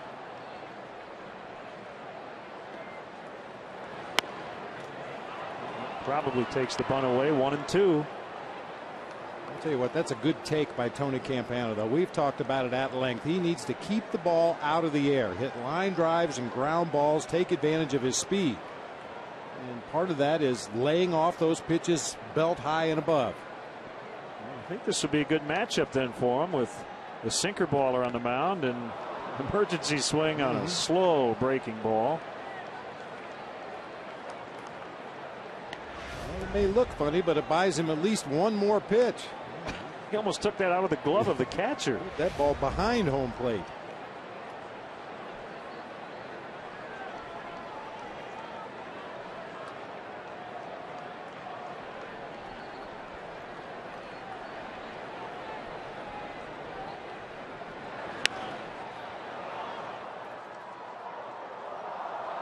You know, Wong, when he puts his hands over his head, I wonder if he gets the grip on his pitch that late in his delivery. It almost comes to a complete stop when he gets his hands up above his head in his delivery.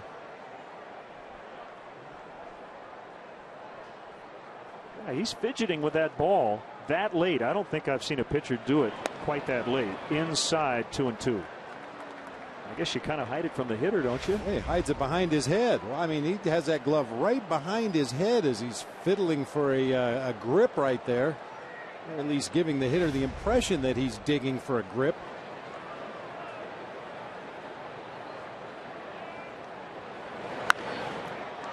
Off the glove of the first baseman Morse. Throw to first late. That should be the first hit. Good play by Espinosa to at least make a throw, but Tony Campana breaks up the no-no, leading off the bottom of the sixth. And good effort by Morse, good effort by Espinosa at second base, and a nice effort by Wong to get over there to first, but just too much speed for Tony Campana. He's going to beat that out 100 times out of 100.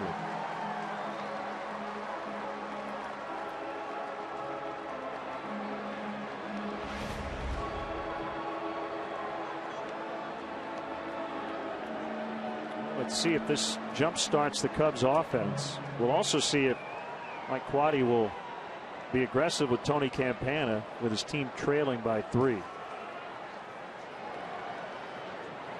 And with Wong giving up a hit, we are going to see some early action in the Nationals bullpen.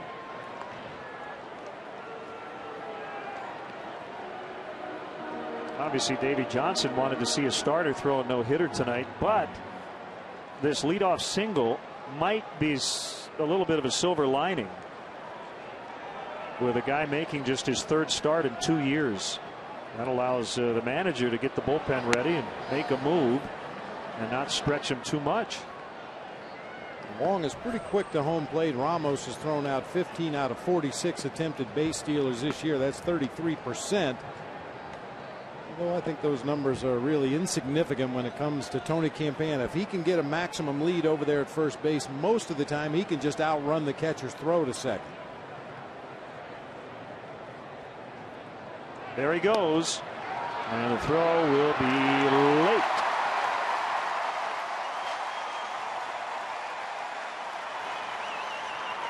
Team leading 13th stolen base. He's only been caught once. It's a good jump at first base and a really tough pitch for Ramos to handle behind home plate. It's only one of those base stealers. He accelerates into his slide. A lot of guys have to slow down that last step or two as they prepare to slide into second base, but because Tony goes in head first, he just kind of leans forward, continues to drive those legs, and accelerates right into his slide. Ready to tag. Worth makes a catch. He's got a very good arm. Was not in a great throwing position, but he was shallow enough. Campana had to respect him.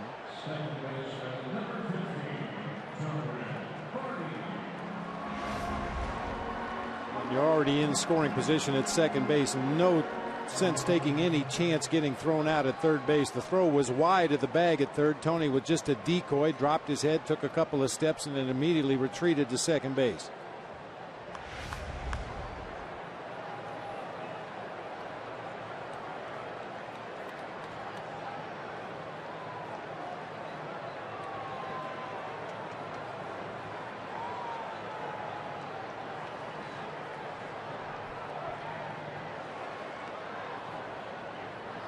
The pitch to Darwin Barney is taken for a strike. Dan Uggla, his 3rd at bat tonight, picked up a single off Clay Hensley, so that's a 30-game hitting streak for the Braves second baseman, and he's hitting .221 on the season. I've got the number. As Barney lines to center, and Ankiel will make the catch. 2 down. Dan Uggla was hitting 173 on July 4th. His hitting streak began the next day. That's got to be a record. That's got to be the longest hitting streak for a guy hitting that poorly this late in the season. That's a half a season of baseball. And it's hard to bring your average up that many points. About 50 points. Yeah, with as many at bats as he had when the hitting streak started.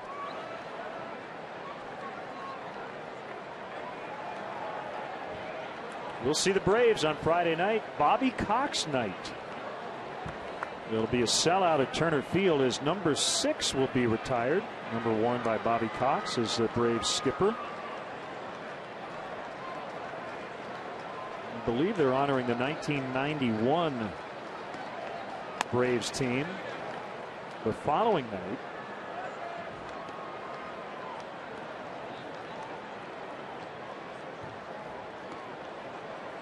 It's a team that nearly won the World Series. A classic Game 7 in Minnesota won by the Twins. 1-0 in extras. I think they just had a night in Minnesota recently to honor the 91 Twins team. I'm pretty sure Randy Bush, Cubs assistant GM, was there.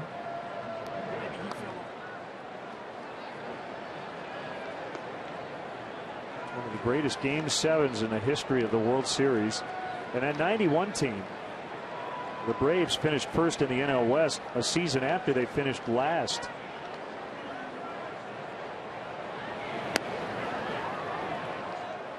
Two and one.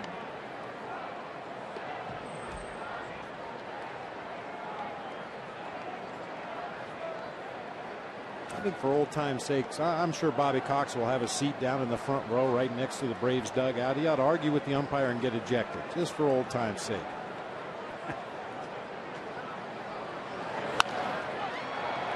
Espinosa picks it up in shallow right, and time to get DeWitt. Leadoff single, the first and only hit to this point for the Cubs against Wong, but they failed to score. It's 3-0.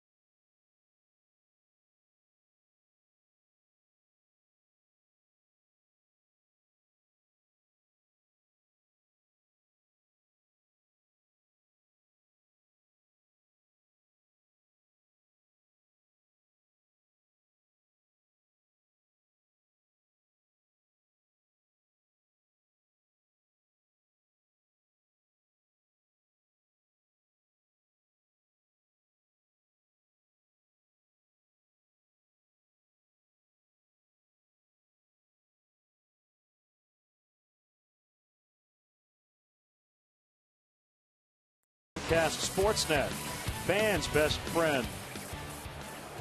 It's going to be left-hander James Russell. He will not face Chien-Ming Wong. It'll be Brian Bixler to bat for him, leading off the 7th. Wong was tremendous tonight.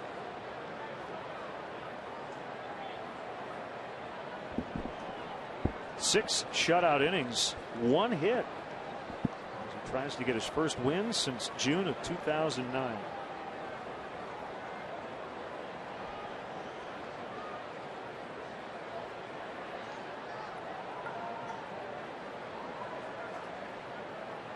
I would be remiss if I didn't drop a little Harry into the broadcast tonight. Chien-Ming Wong, it's spelled backwards as Gnaw.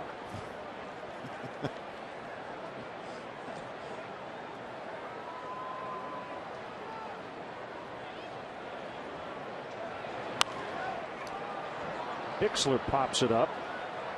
And Starlin Castro calls for it and puts it away. He was a little late getting back to the booth, Len, between innings there. I was talking to Mike Rizzo, the general manager of the Nationals, out in the hallway about Chen-Ming Wong. He said this is exactly what they wanted him to do tonight. In his last 2 starts, as I mentioned in the open of the show, he was trying to throw a lot of breaking pitches, trying to throw change-ups. Just had trouble getting his arm in the proper angle to use that sinker effectively. But after the first inning tonight, he found the right arm slot and was outstanding.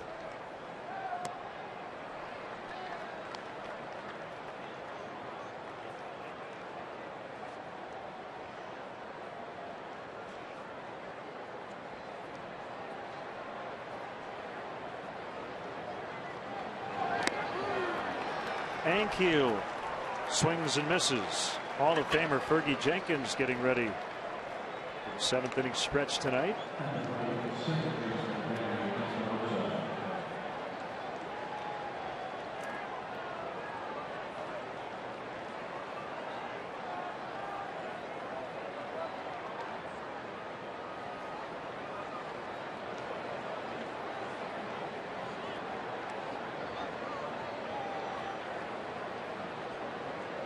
You know you're big when you get your own postage stamp. Fergie giving us some Canadian postage stamps with his likeness on them. We'll check them out in the bottom of the 7th. Pretty cool.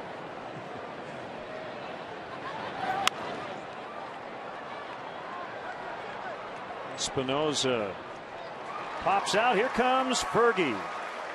Please, guest conductor, for Take Me Out to the Ball Game, Cubs Hall of Famer Fergie Jenkins. All right, before we start, hey Gary, 1,999. We got to do something about it. All right, let's go, fans. Let's go. 1, 2, 3. Take me out to the ball game. Take me out with the crowd.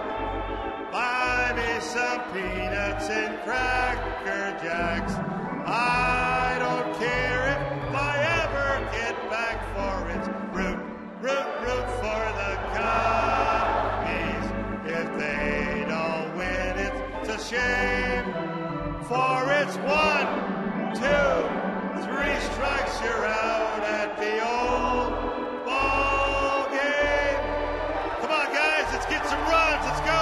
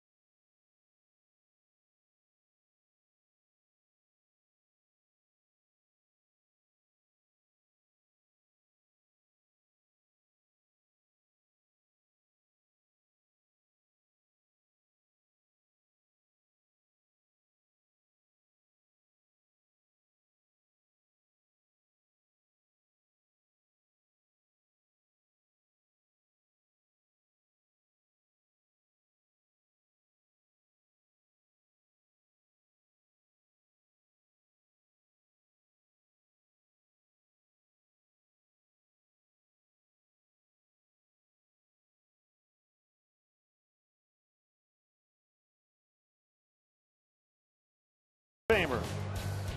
This is Gary Templeton. It's the Dodgers. It's the Fergie Jenkins. Perennial 300 inning guy. All right. Hey, that's a tough pitch to hit, that slider. I know. Great to see, as always, Fergie. Thank you. There's the new the postage stamp. Canadian postage stamp. Congratulations. That's Thank you. A great honor. Well deserved. You going to send out a lot of mail this year? No. The foundation has used the stamps quite a bit. You know, I told a lot of people, I said, hey, I started off January the 31st in Ottawa, Canada, when they launched the stamp for Black History Month, and then I proceeded to do 46 cities in 28 days. Wow. Signing my name, talking to groups, different cultural groups, and just letting people know what my heritage was. My family, my mother's family were slaves. They came through the Underground Railroad through Kentucky, and my dad's family were from the Barbados, and they landed in Nova Scotia and migrated. My dad was born in Windsor, my mother born in Chatham, and I'm a Canadian. That's how it all started. And you're a Cub. That's saying, no joke. That's it, for sure. 1 ball, no strikes on Marlon Byrd. Sean Burnett, a left-hander, is on for the Nationals. You're here to sing tonight, but you're really here to honor your good friend, the late Ron Santo. The statue will be unveiled tomorrow. What a great teammate. I mean, 8 years we played together. As a pitcher, you wanted nobody else at third base except Ronnie. I mean, he played so hard, courageous. I mean, most people didn't know they had diabetes. He let the teammates know later on while he was playing, and I knew. But it's just the fact that you always wanted number 10 on that right side of the infield. Great to catch up with your old teammates as well. Yeah, I think Beckett's coming in, and probably Randy's going to be there, and Billy and Ernie. So it should be fun. Oh, nice play by Burnett. She will get Marlon Byrd for out number 2. Hey, Fergie, I wanted to ask you, both starting pitchers came out of the chute tonight really throwing the ball well. How many starts did you have in your career where you left the bullpen and said, I got a chance to throw a no-hitter tonight. I've got my good stuff? I don't know. Out of 600 and some starts, I don't know. Probably a few. Yeah. I had 5 one-hitters in baseball. The furthest I went was 7 2/3 on Jim Palmer night in Baltimore. John Lowenstein got the hit past, Mike Hargrove at first base. But, I just went out. I had good control. If I could stay ahead of the hitter, I just wanted to basically pitch a shutout. I'd forget about the hits. Give up hits, but don't give up runs. Guessing that'll be a hit for Soriano. Keeps the inning alive for Tyler Colvin. Fergie, I've seen half of it. I haven't seen all of it. Have you seen the Curt Flood special? No, I haven't. HBO? No, I haven't seen it. I would suggest you see it. Okay. Talks not only about Curt Flood's career, but suing Major League Baseball, the reserve clause, a watershed moment for baseball. Right. How well did you know Curt? A lot. I mean, we played against him at least 8 or 9 years before he decided to retire and go to Europe to paint. And what a painter! There's some great paintings that they show in the movie. He kind of turned baseball on its ear because the fact that he had a business in St. Louis, he didn't want to go to Philadelphia, and he revoked the trade and got a good lawyer. And Bowie Kuhn probably, if he was still alive, he resented that because players didn't jump on the bandwagon to resist being traded. You just went. And unfortunately, Curt made a bunch of accusations. He wrote a book, and it's really unfortunate that he had to suffer. When he came back, his career wasn't the same thing, and he wasn't the same ball player. Some great still shots of a couple of unbelievable leaping catches here at Wrigley Field going into the vines. If you look at his stats, Willie Mays played center field the same era that he did, and Curt still won 5 or 6 Gold Gloves. And Mays was winning them too in center field. Yeah, he was a good athlete. I mean, they had Veda Pinson, that was a great outfielder. I mean, there were so many guys back then that carried, I think, credentials that were so good a ball player. Well, it's a good one if you get a chance to see it. Okay. Some great old footage as well. Yeah, the Cardinals were a rivalry. Brock hit first, Flood hit second, then Shannon, and it went down the lineup. So yeah, I got a chance to face him quite a bit. 2-2 as Colvin whips this one in the air, foul down the left field line and out of play. What do you have going on with your foundation? Anything coming up? Well, I got a couple of things going on. I got to Milwaukee up there to do a golf outing for Children's Hospital. Do a couple of things for the alumni in Sacramento, and then back home again. But we've got 2 more golf outings, one in Canada at Rockaway Glen, and then one in Arizona for the Arizona Casino for Children's Hospital, juvenile diabetes, and Native Americans. Wow. You're such a pillar of the community, and you do great work, and we look forward to seeing you tomorrow night at the Ron Santo statue. I'll be there. Thanks, Fergie. Pleasure. Thank you. Once again, Fergie. Take care. All the best.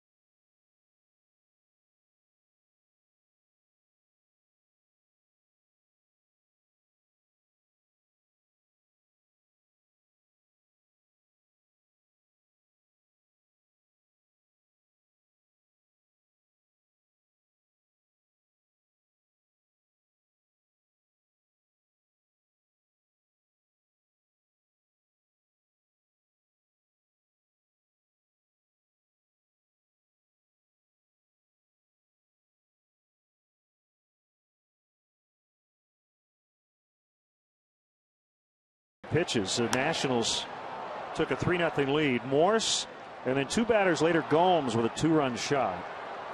3-0. 6th inning. Now we go to the 8th, and that's our score, as right-hander Kerry Wood will take over.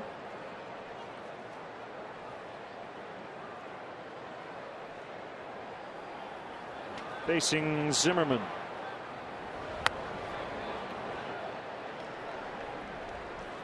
Another good appearance for James Russell tonight. Quick 1-2-3 inning, including a strikeout. Just continues to pile up innings with very little damage done against him.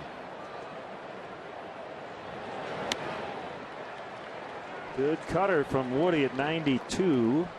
0-2.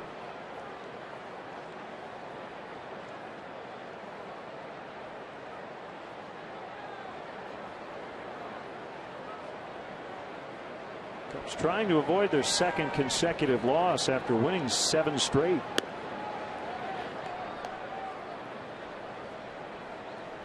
And remember, the 7-game winning streak followed a 5-game losing streak.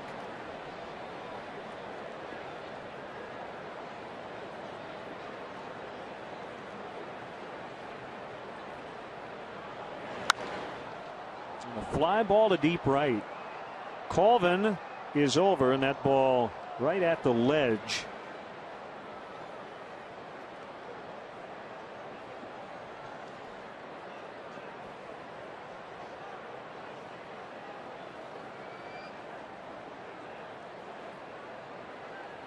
There's all-star Tyler Clippard, who got the win for the National League.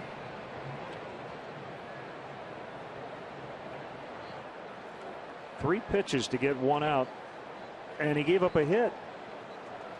He got the out when Hunter Pence threw out Jose Bautista at the plate.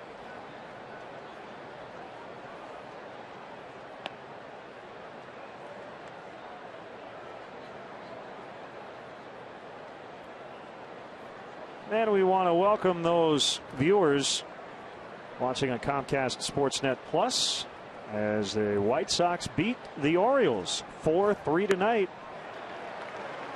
Swing and a miss. Ryan Zimmerman down on strikes, 1 away here in the 8th. White Sox have now won 5 in a row. Gavin Floyd improving to 10-10. He got the win. The cutter for strike 3 from Kerry Wood. The White Sox back within 1 game of 500 now. All over the map.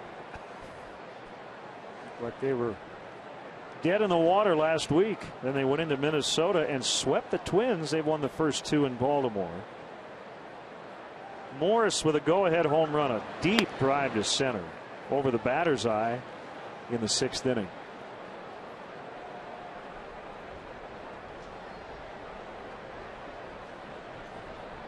"41 career home runs, 20 of them have been this season." Well, and you were talking earlier about Jason Worth coming over from the Phillies, where he wasn't necessarily the man, coming to a Nationals team where he was expected to carry a big part of the load. If Michael Morse can continue progressing in his career the way he has this year, along with Ryan Zimmerman at third base, Jason Worth might be able to slide right in there in a similar situation that he was in Philadelphia. Swing and a miss on a 4-seamer at 97. 2 away.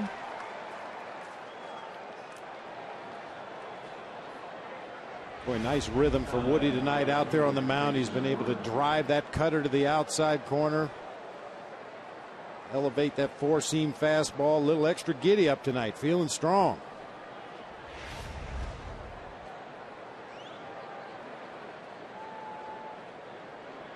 Well, and at some point not too far down the road, you have to believe Bryce Harper will be here. He won't be here this season. The catcher turned outfielder will be here and probably will stay for a long, long time. The Nationals and their fans have a lot to look forward to. Steven Strasburg made his first rehab appearance on Sunday, coming back from Tommy John surgery, and may be back in the big leagues in early September. And Bryce Harper combined Hitting over 300 in the minors. What? He's only 18, right? 18 or 19, yeah.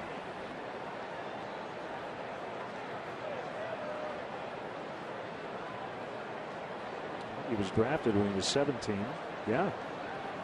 He was 19 on October 16th.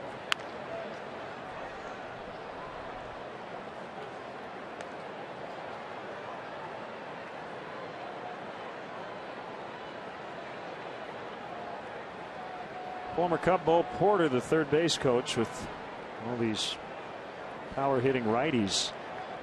He's almost in the Cubs bullpen.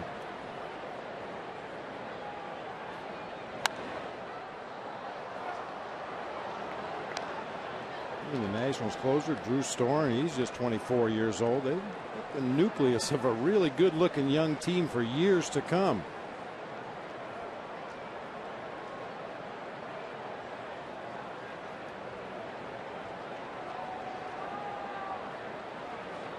Harper, by the way, has played all three outfield spots, mostly right.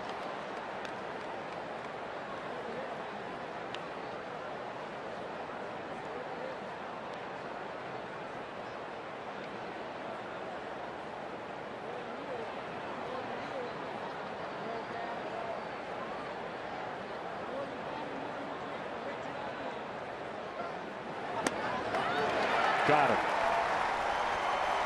Wood strikes out the side in the 8th. So we'll go to the bottom of the 8th. That'll be the changeup artist Tyler Clippard for the Nationals.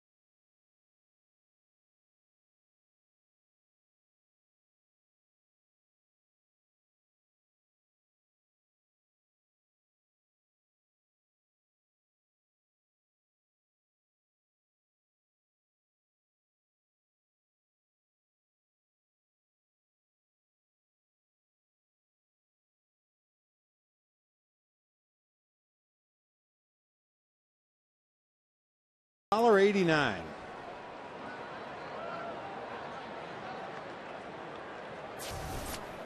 Here is Tyler Clippard. Features a devastating changeup, which he'll throw to obviously lefties, but righties as well. Good arm action on that changeup. Leads the majors in holds this season with 28. Second among relievers with 77 strikeouts. 7th with the 161 opponent's batting average against.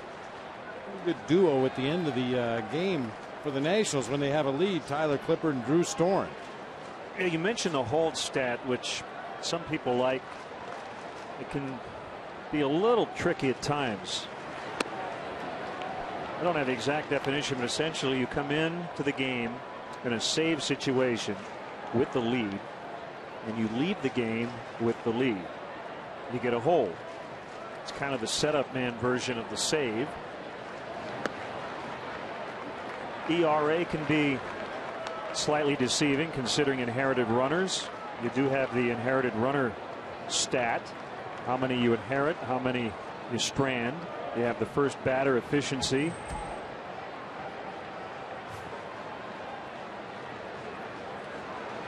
(3-1) changeup dropped by the catcher, but Gary Darling saw it as a strike. 3-2. You know, the other thing, Bob, I kind of like to look at for a relief pitcher: strikeouts, walks, hits. You know, just see how dominating a guy is. Well, and those other stats you mentioned, inherited runners and how many have scored. Well, he's had 40 inherited runners. Only 8 have scored this season. Soto gets under one. And the other number you mentioned was first batter faced and retired. And in that respect, Clippard has faced 48 batters and retired 40 of them. That's pretty good. 63 in a third inning, 77 strikeouts, 21 walks. That's pretty good. Now he has given up 8 home runs, but 34 hits. That's Carlos Marmol-like.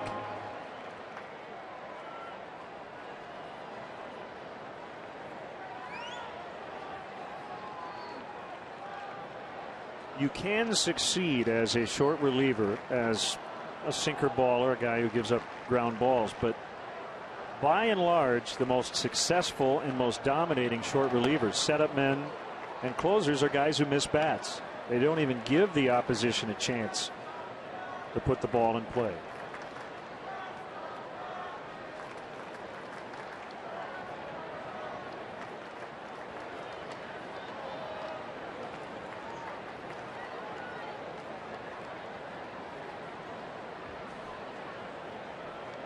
Johnson batting for Kerry Wood.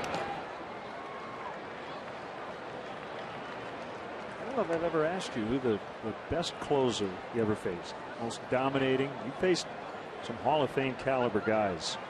Is there one guy you just thought, I have no chance? Well, I just could not pick up the ball out of Goose Gossage's hand. He owned me. I had no chance against him. I faced Dennis Eckersley, and he was darn good too. I'd have to put those two 1 and 2 in either order. You can flip them and flop them at the top, but boy, were they tough. Both ending up in the Hall of Fame. I helped put them there, for crying out loud. Did they call you and thank you when they got in? Both had time here on the north side with the Cubs.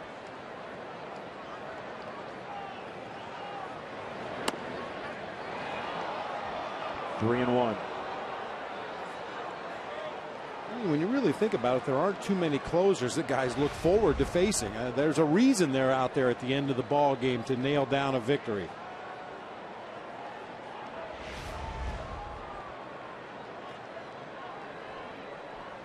Appeared to be one of those automatic 3-0 strike calls there by Gary Darling behind the plate. Reed Johnson hitting out of that exaggerated crouch. Watch that ball sail by shoulder high. 3-2. I mean, even when Trevor Hoffman got to the latter stages of his career and was throwing a fastball at 83, 84, and his changeup was 77, 78, you just never got the impression when he was on his game that guys were comfortable. Their timing was off. So while he wasn't blowing away hitters, you saw a lot of guys flail at that changeup. Well, the most dominating guy I think I've seen when he was at his best was Eric Gagne. I mean, he go 3 up, 3 down, 9 pitches, 3 strikeouts. I mean, just guys couldn't touch him. He had quite an assortment of stuff that he could go after you with. He had that Bugs Bunny changeup. You could swing at it 3 times before it got to home plate. He had a good fastball. Had that spiked curveball that he would throw.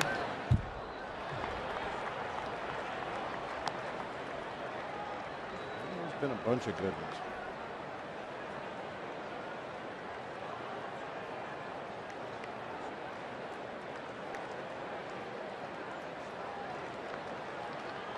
Clippard not closing. Certainly one of the premier, if not the best setup guy in the game today. As he pitches in front of Drew Storen, a swing and a miss. He got him.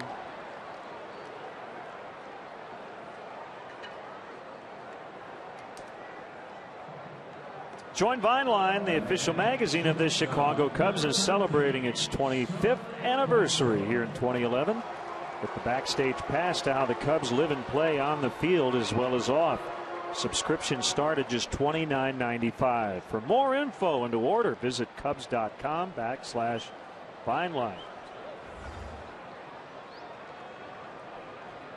Castro 0 for 3, a rare quiet night at the plate. 8-game hitting streak on the line.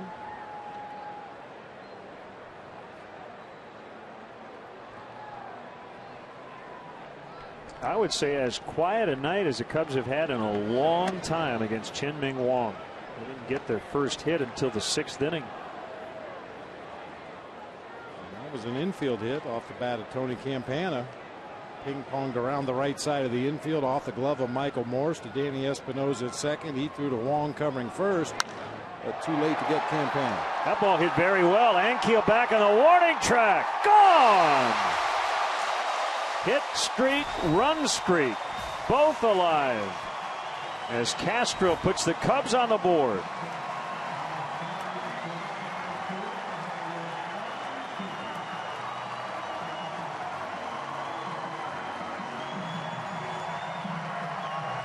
Two birds with one stone.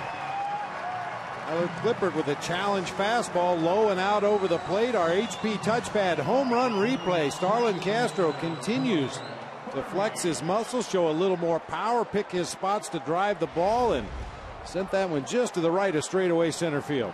He hit 3 homers last year. He has 6 this season.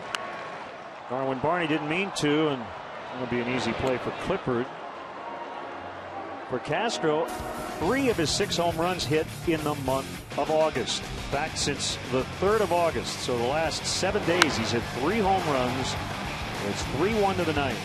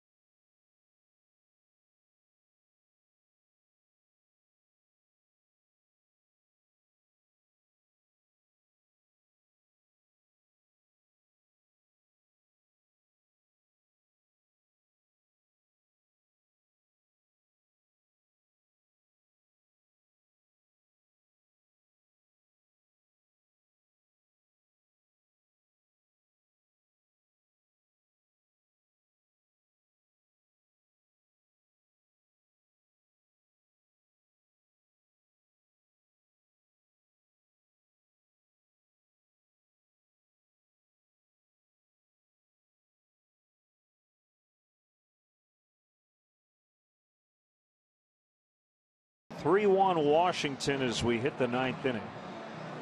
Closer Carlos Marmol is on in a non-save spot. 54th appearance of the year. Ties him with Sean Marshall for the team lead.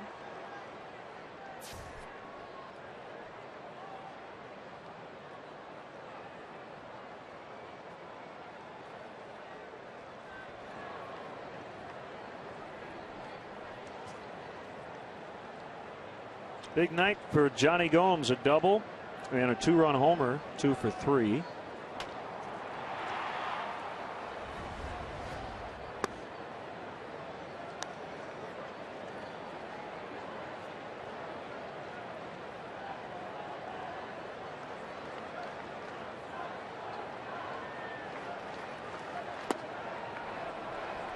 One and one.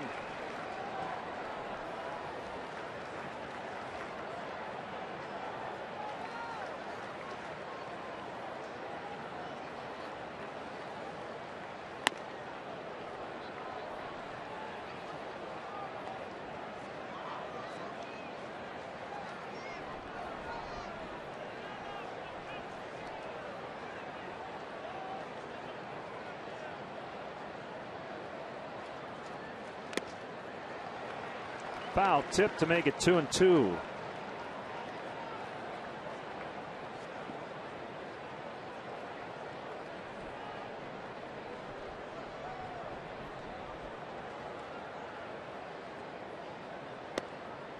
Slider missed outside.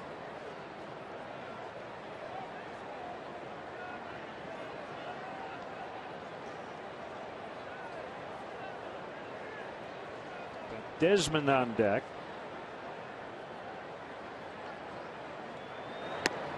He struck him out. 4 straight strikeouts for Cubs pitchers. Kerry Wood fanned the side in the 8th. Johnny Gomes probably figured he got out of the Central Division, wouldn't have to face Marmol as much, and here he is striking out against Carlos Marmol again. 14th strikeout. 9 for Garza. Russell had 1, Wood with 3, and now Marmol with 1.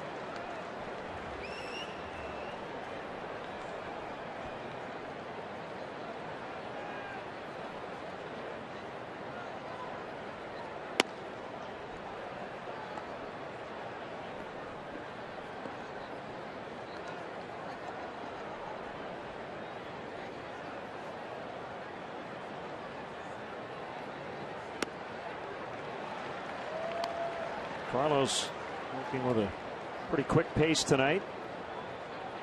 Bottom of the 9th, DeWitt, Pena, and Bird due up, and it'll be closer Drew Storen looking for his 30th save. Swing and a miss. We'll go back to Russell in the 7th. Cubs have now struck out 6 out of 7.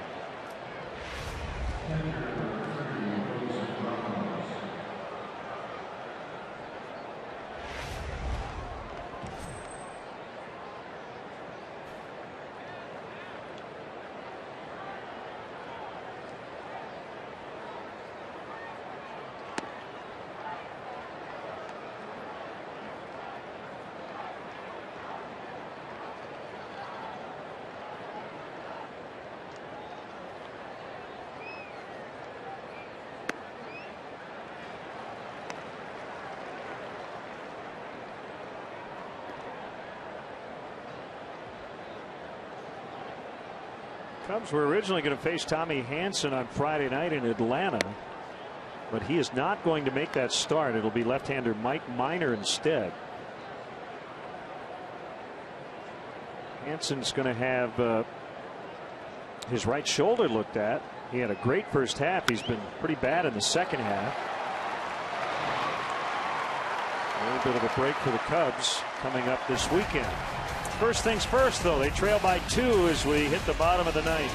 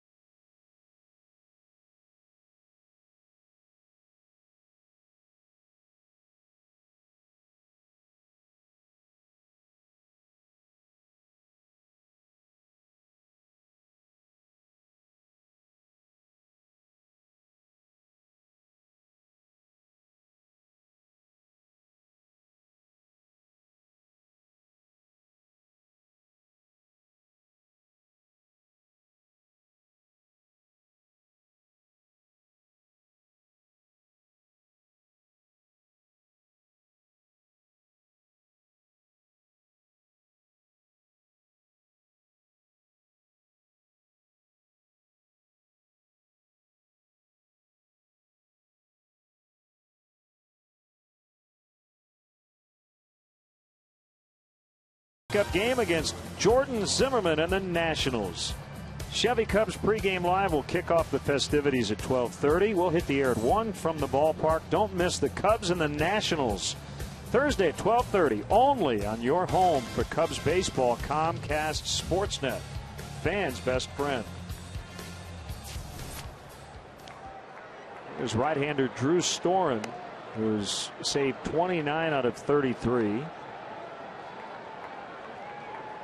Doesn't give up a lot of hits. He works with a 2-run lead. He's converted 11 of his last 12. He's only walked one batter in his last 20 appearances, going all the way back to the middle of June.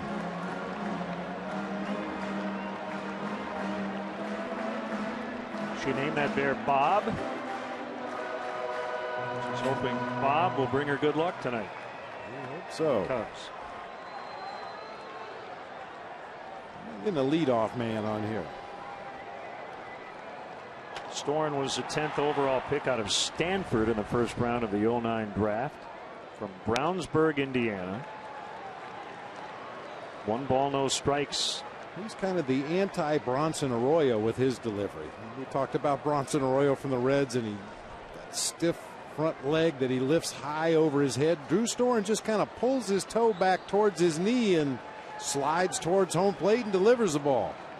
For those of you at home who didn't see our booth, Bob actually demonstrated, put his foot all the way over his head. Hold the hand. Doing yoga? Ouch.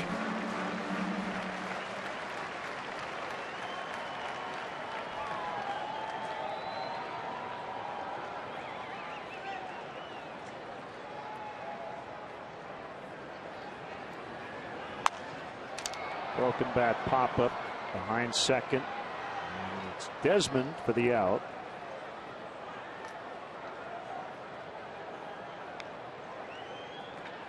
Good game going on in St. Louis. Cardinals have tied at 3-3 in the 6th against Milwaukee. A very little leg kick. Yeah, I mean, that's the very definition of a slide step there. He just barely gets his heel up off the ground enough to start that delivery toward home plate. Tough to run on if you can get on base against Drew Storen.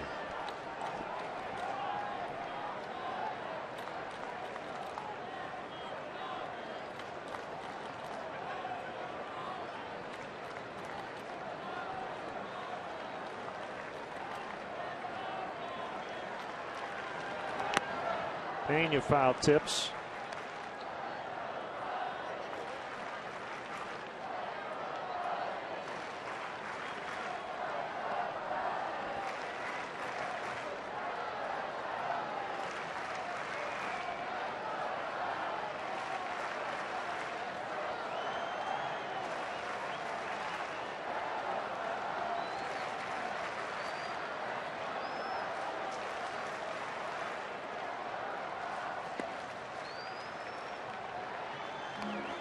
Rare straight changeup that time from Drew Storen. He's basically fastball in the mid to upper 90s, slider in the mid to upper 80s. He will mix in an occasional changeup like we just saw to a left-handed hitter.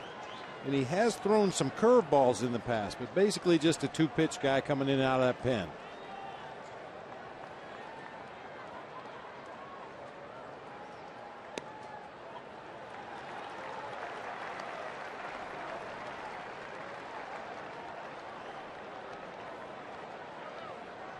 $37,109. Paid crowd tonight here at Wrigley.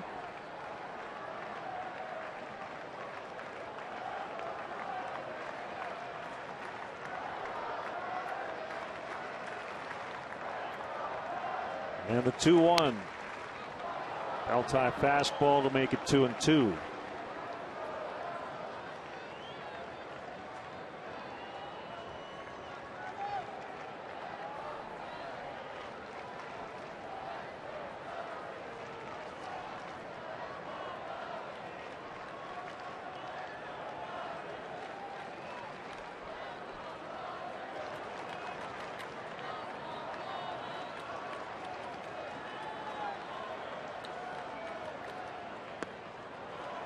Full count, 3-2. Boy, just get a runner on base. I mean, unlike a lot of closers, Storen will give up some home runs. He surrendered 7 this year in just over 55 innings of work. Love to get that tying run to the plate. I'll tell you, if you had an SAT contest between these two clubs, I put Carlos Pena up against Drew Storen, Northeastern product versus a Stanford alum. You'd be my second choice. I don't know if I'd even watch that. Bring 2 number 2 pencils and go to work.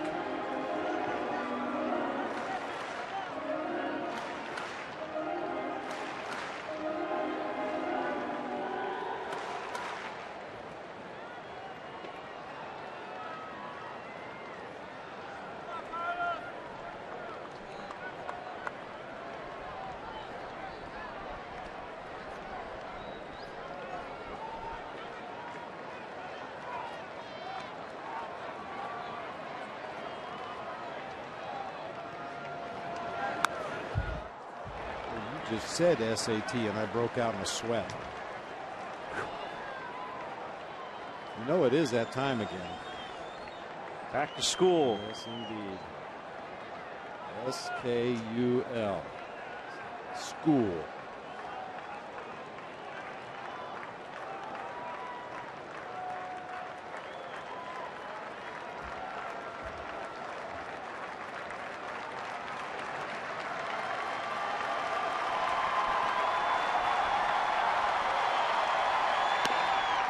There is ball 4 to bring the tying run to the plate.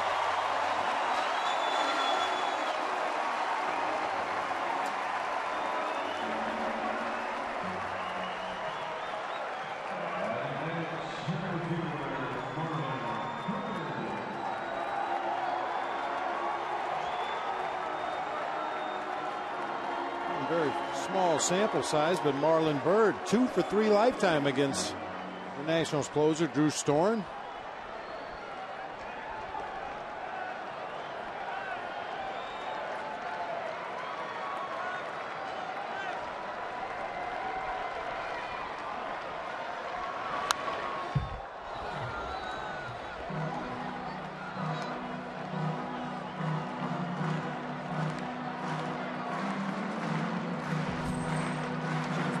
In case we get to the 10th, it'll be Sean Marshall.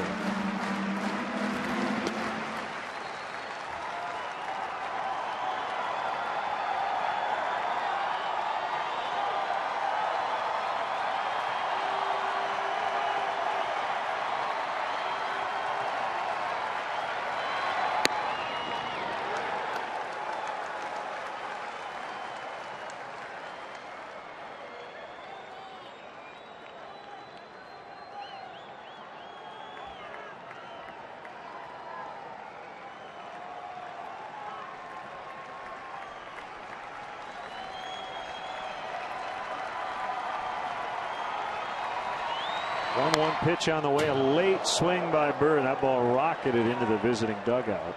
Came right back out.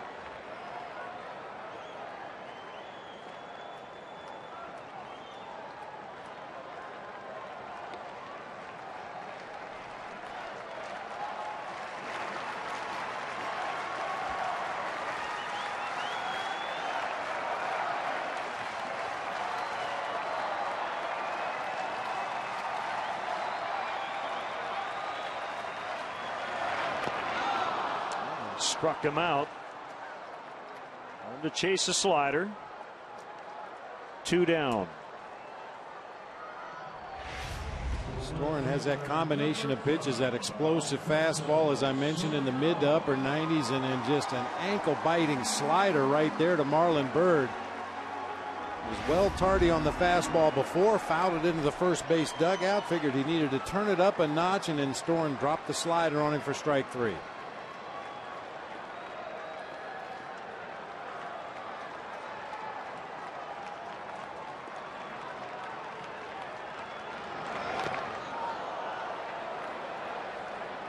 Well, this is a kind of at bat for Alfonso Soriano. Tying run at the plate, 2 outs in the 9th. You kind of feel like it's an all or nothing at bat. And unfortunately, the combination of pitches that Storen has plays right into Fonzie's weaknesses. Hopefully, Storen makes some kind of a mistake, leave a pitch up over the heart of the zone.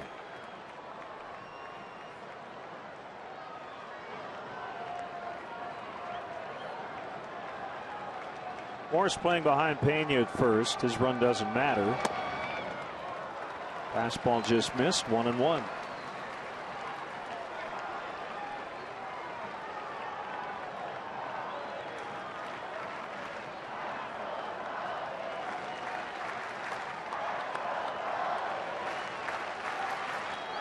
Reds lost tonight 3-2 at home to the Rockies.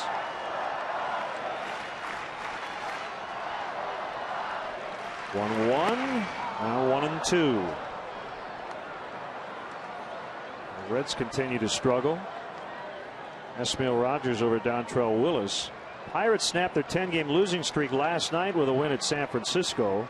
They're scoreless tonight in the third. The Giants have lost 9 of 11. Only a half game up on Arizona, but the Diamondbacks are getting blasted at home by Houston tonight, 7-1 in the fourth. Here it's 3-1 Washington, and a 1-2 pitch to Soriano is in the dirt. Probably won't be the last slider he sees in this sequence.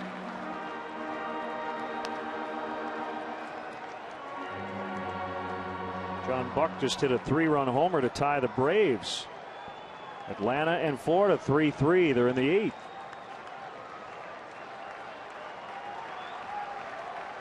A lot of games late.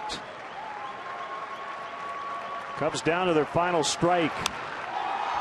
And a fly ball out into center. Ankiel is playing very deep, so he has to come in about 30 feet, makes the grab, and the Nationals take game 1. Chien-Ming Wang with his first win in over 2 years. Took a no-hitter into the 6th. And he combines with Burnett, Clippard, and Storen on a 3-hitter. It was a kind of night where a couple of mistakes kind of turned the tables. That was it. Yeah, I mean, Matt Garza in his own right was very good tonight, with the exception of that 6th inning. A couple of home runs, including a 2-run blast by Johnny Gomes. But you got to be able to give up 3 runs in a big league ball game and still have a chance to win. But Wang was really good tonight. Our GMC player of the game is Chien-Ming Wang. It's been a long road back.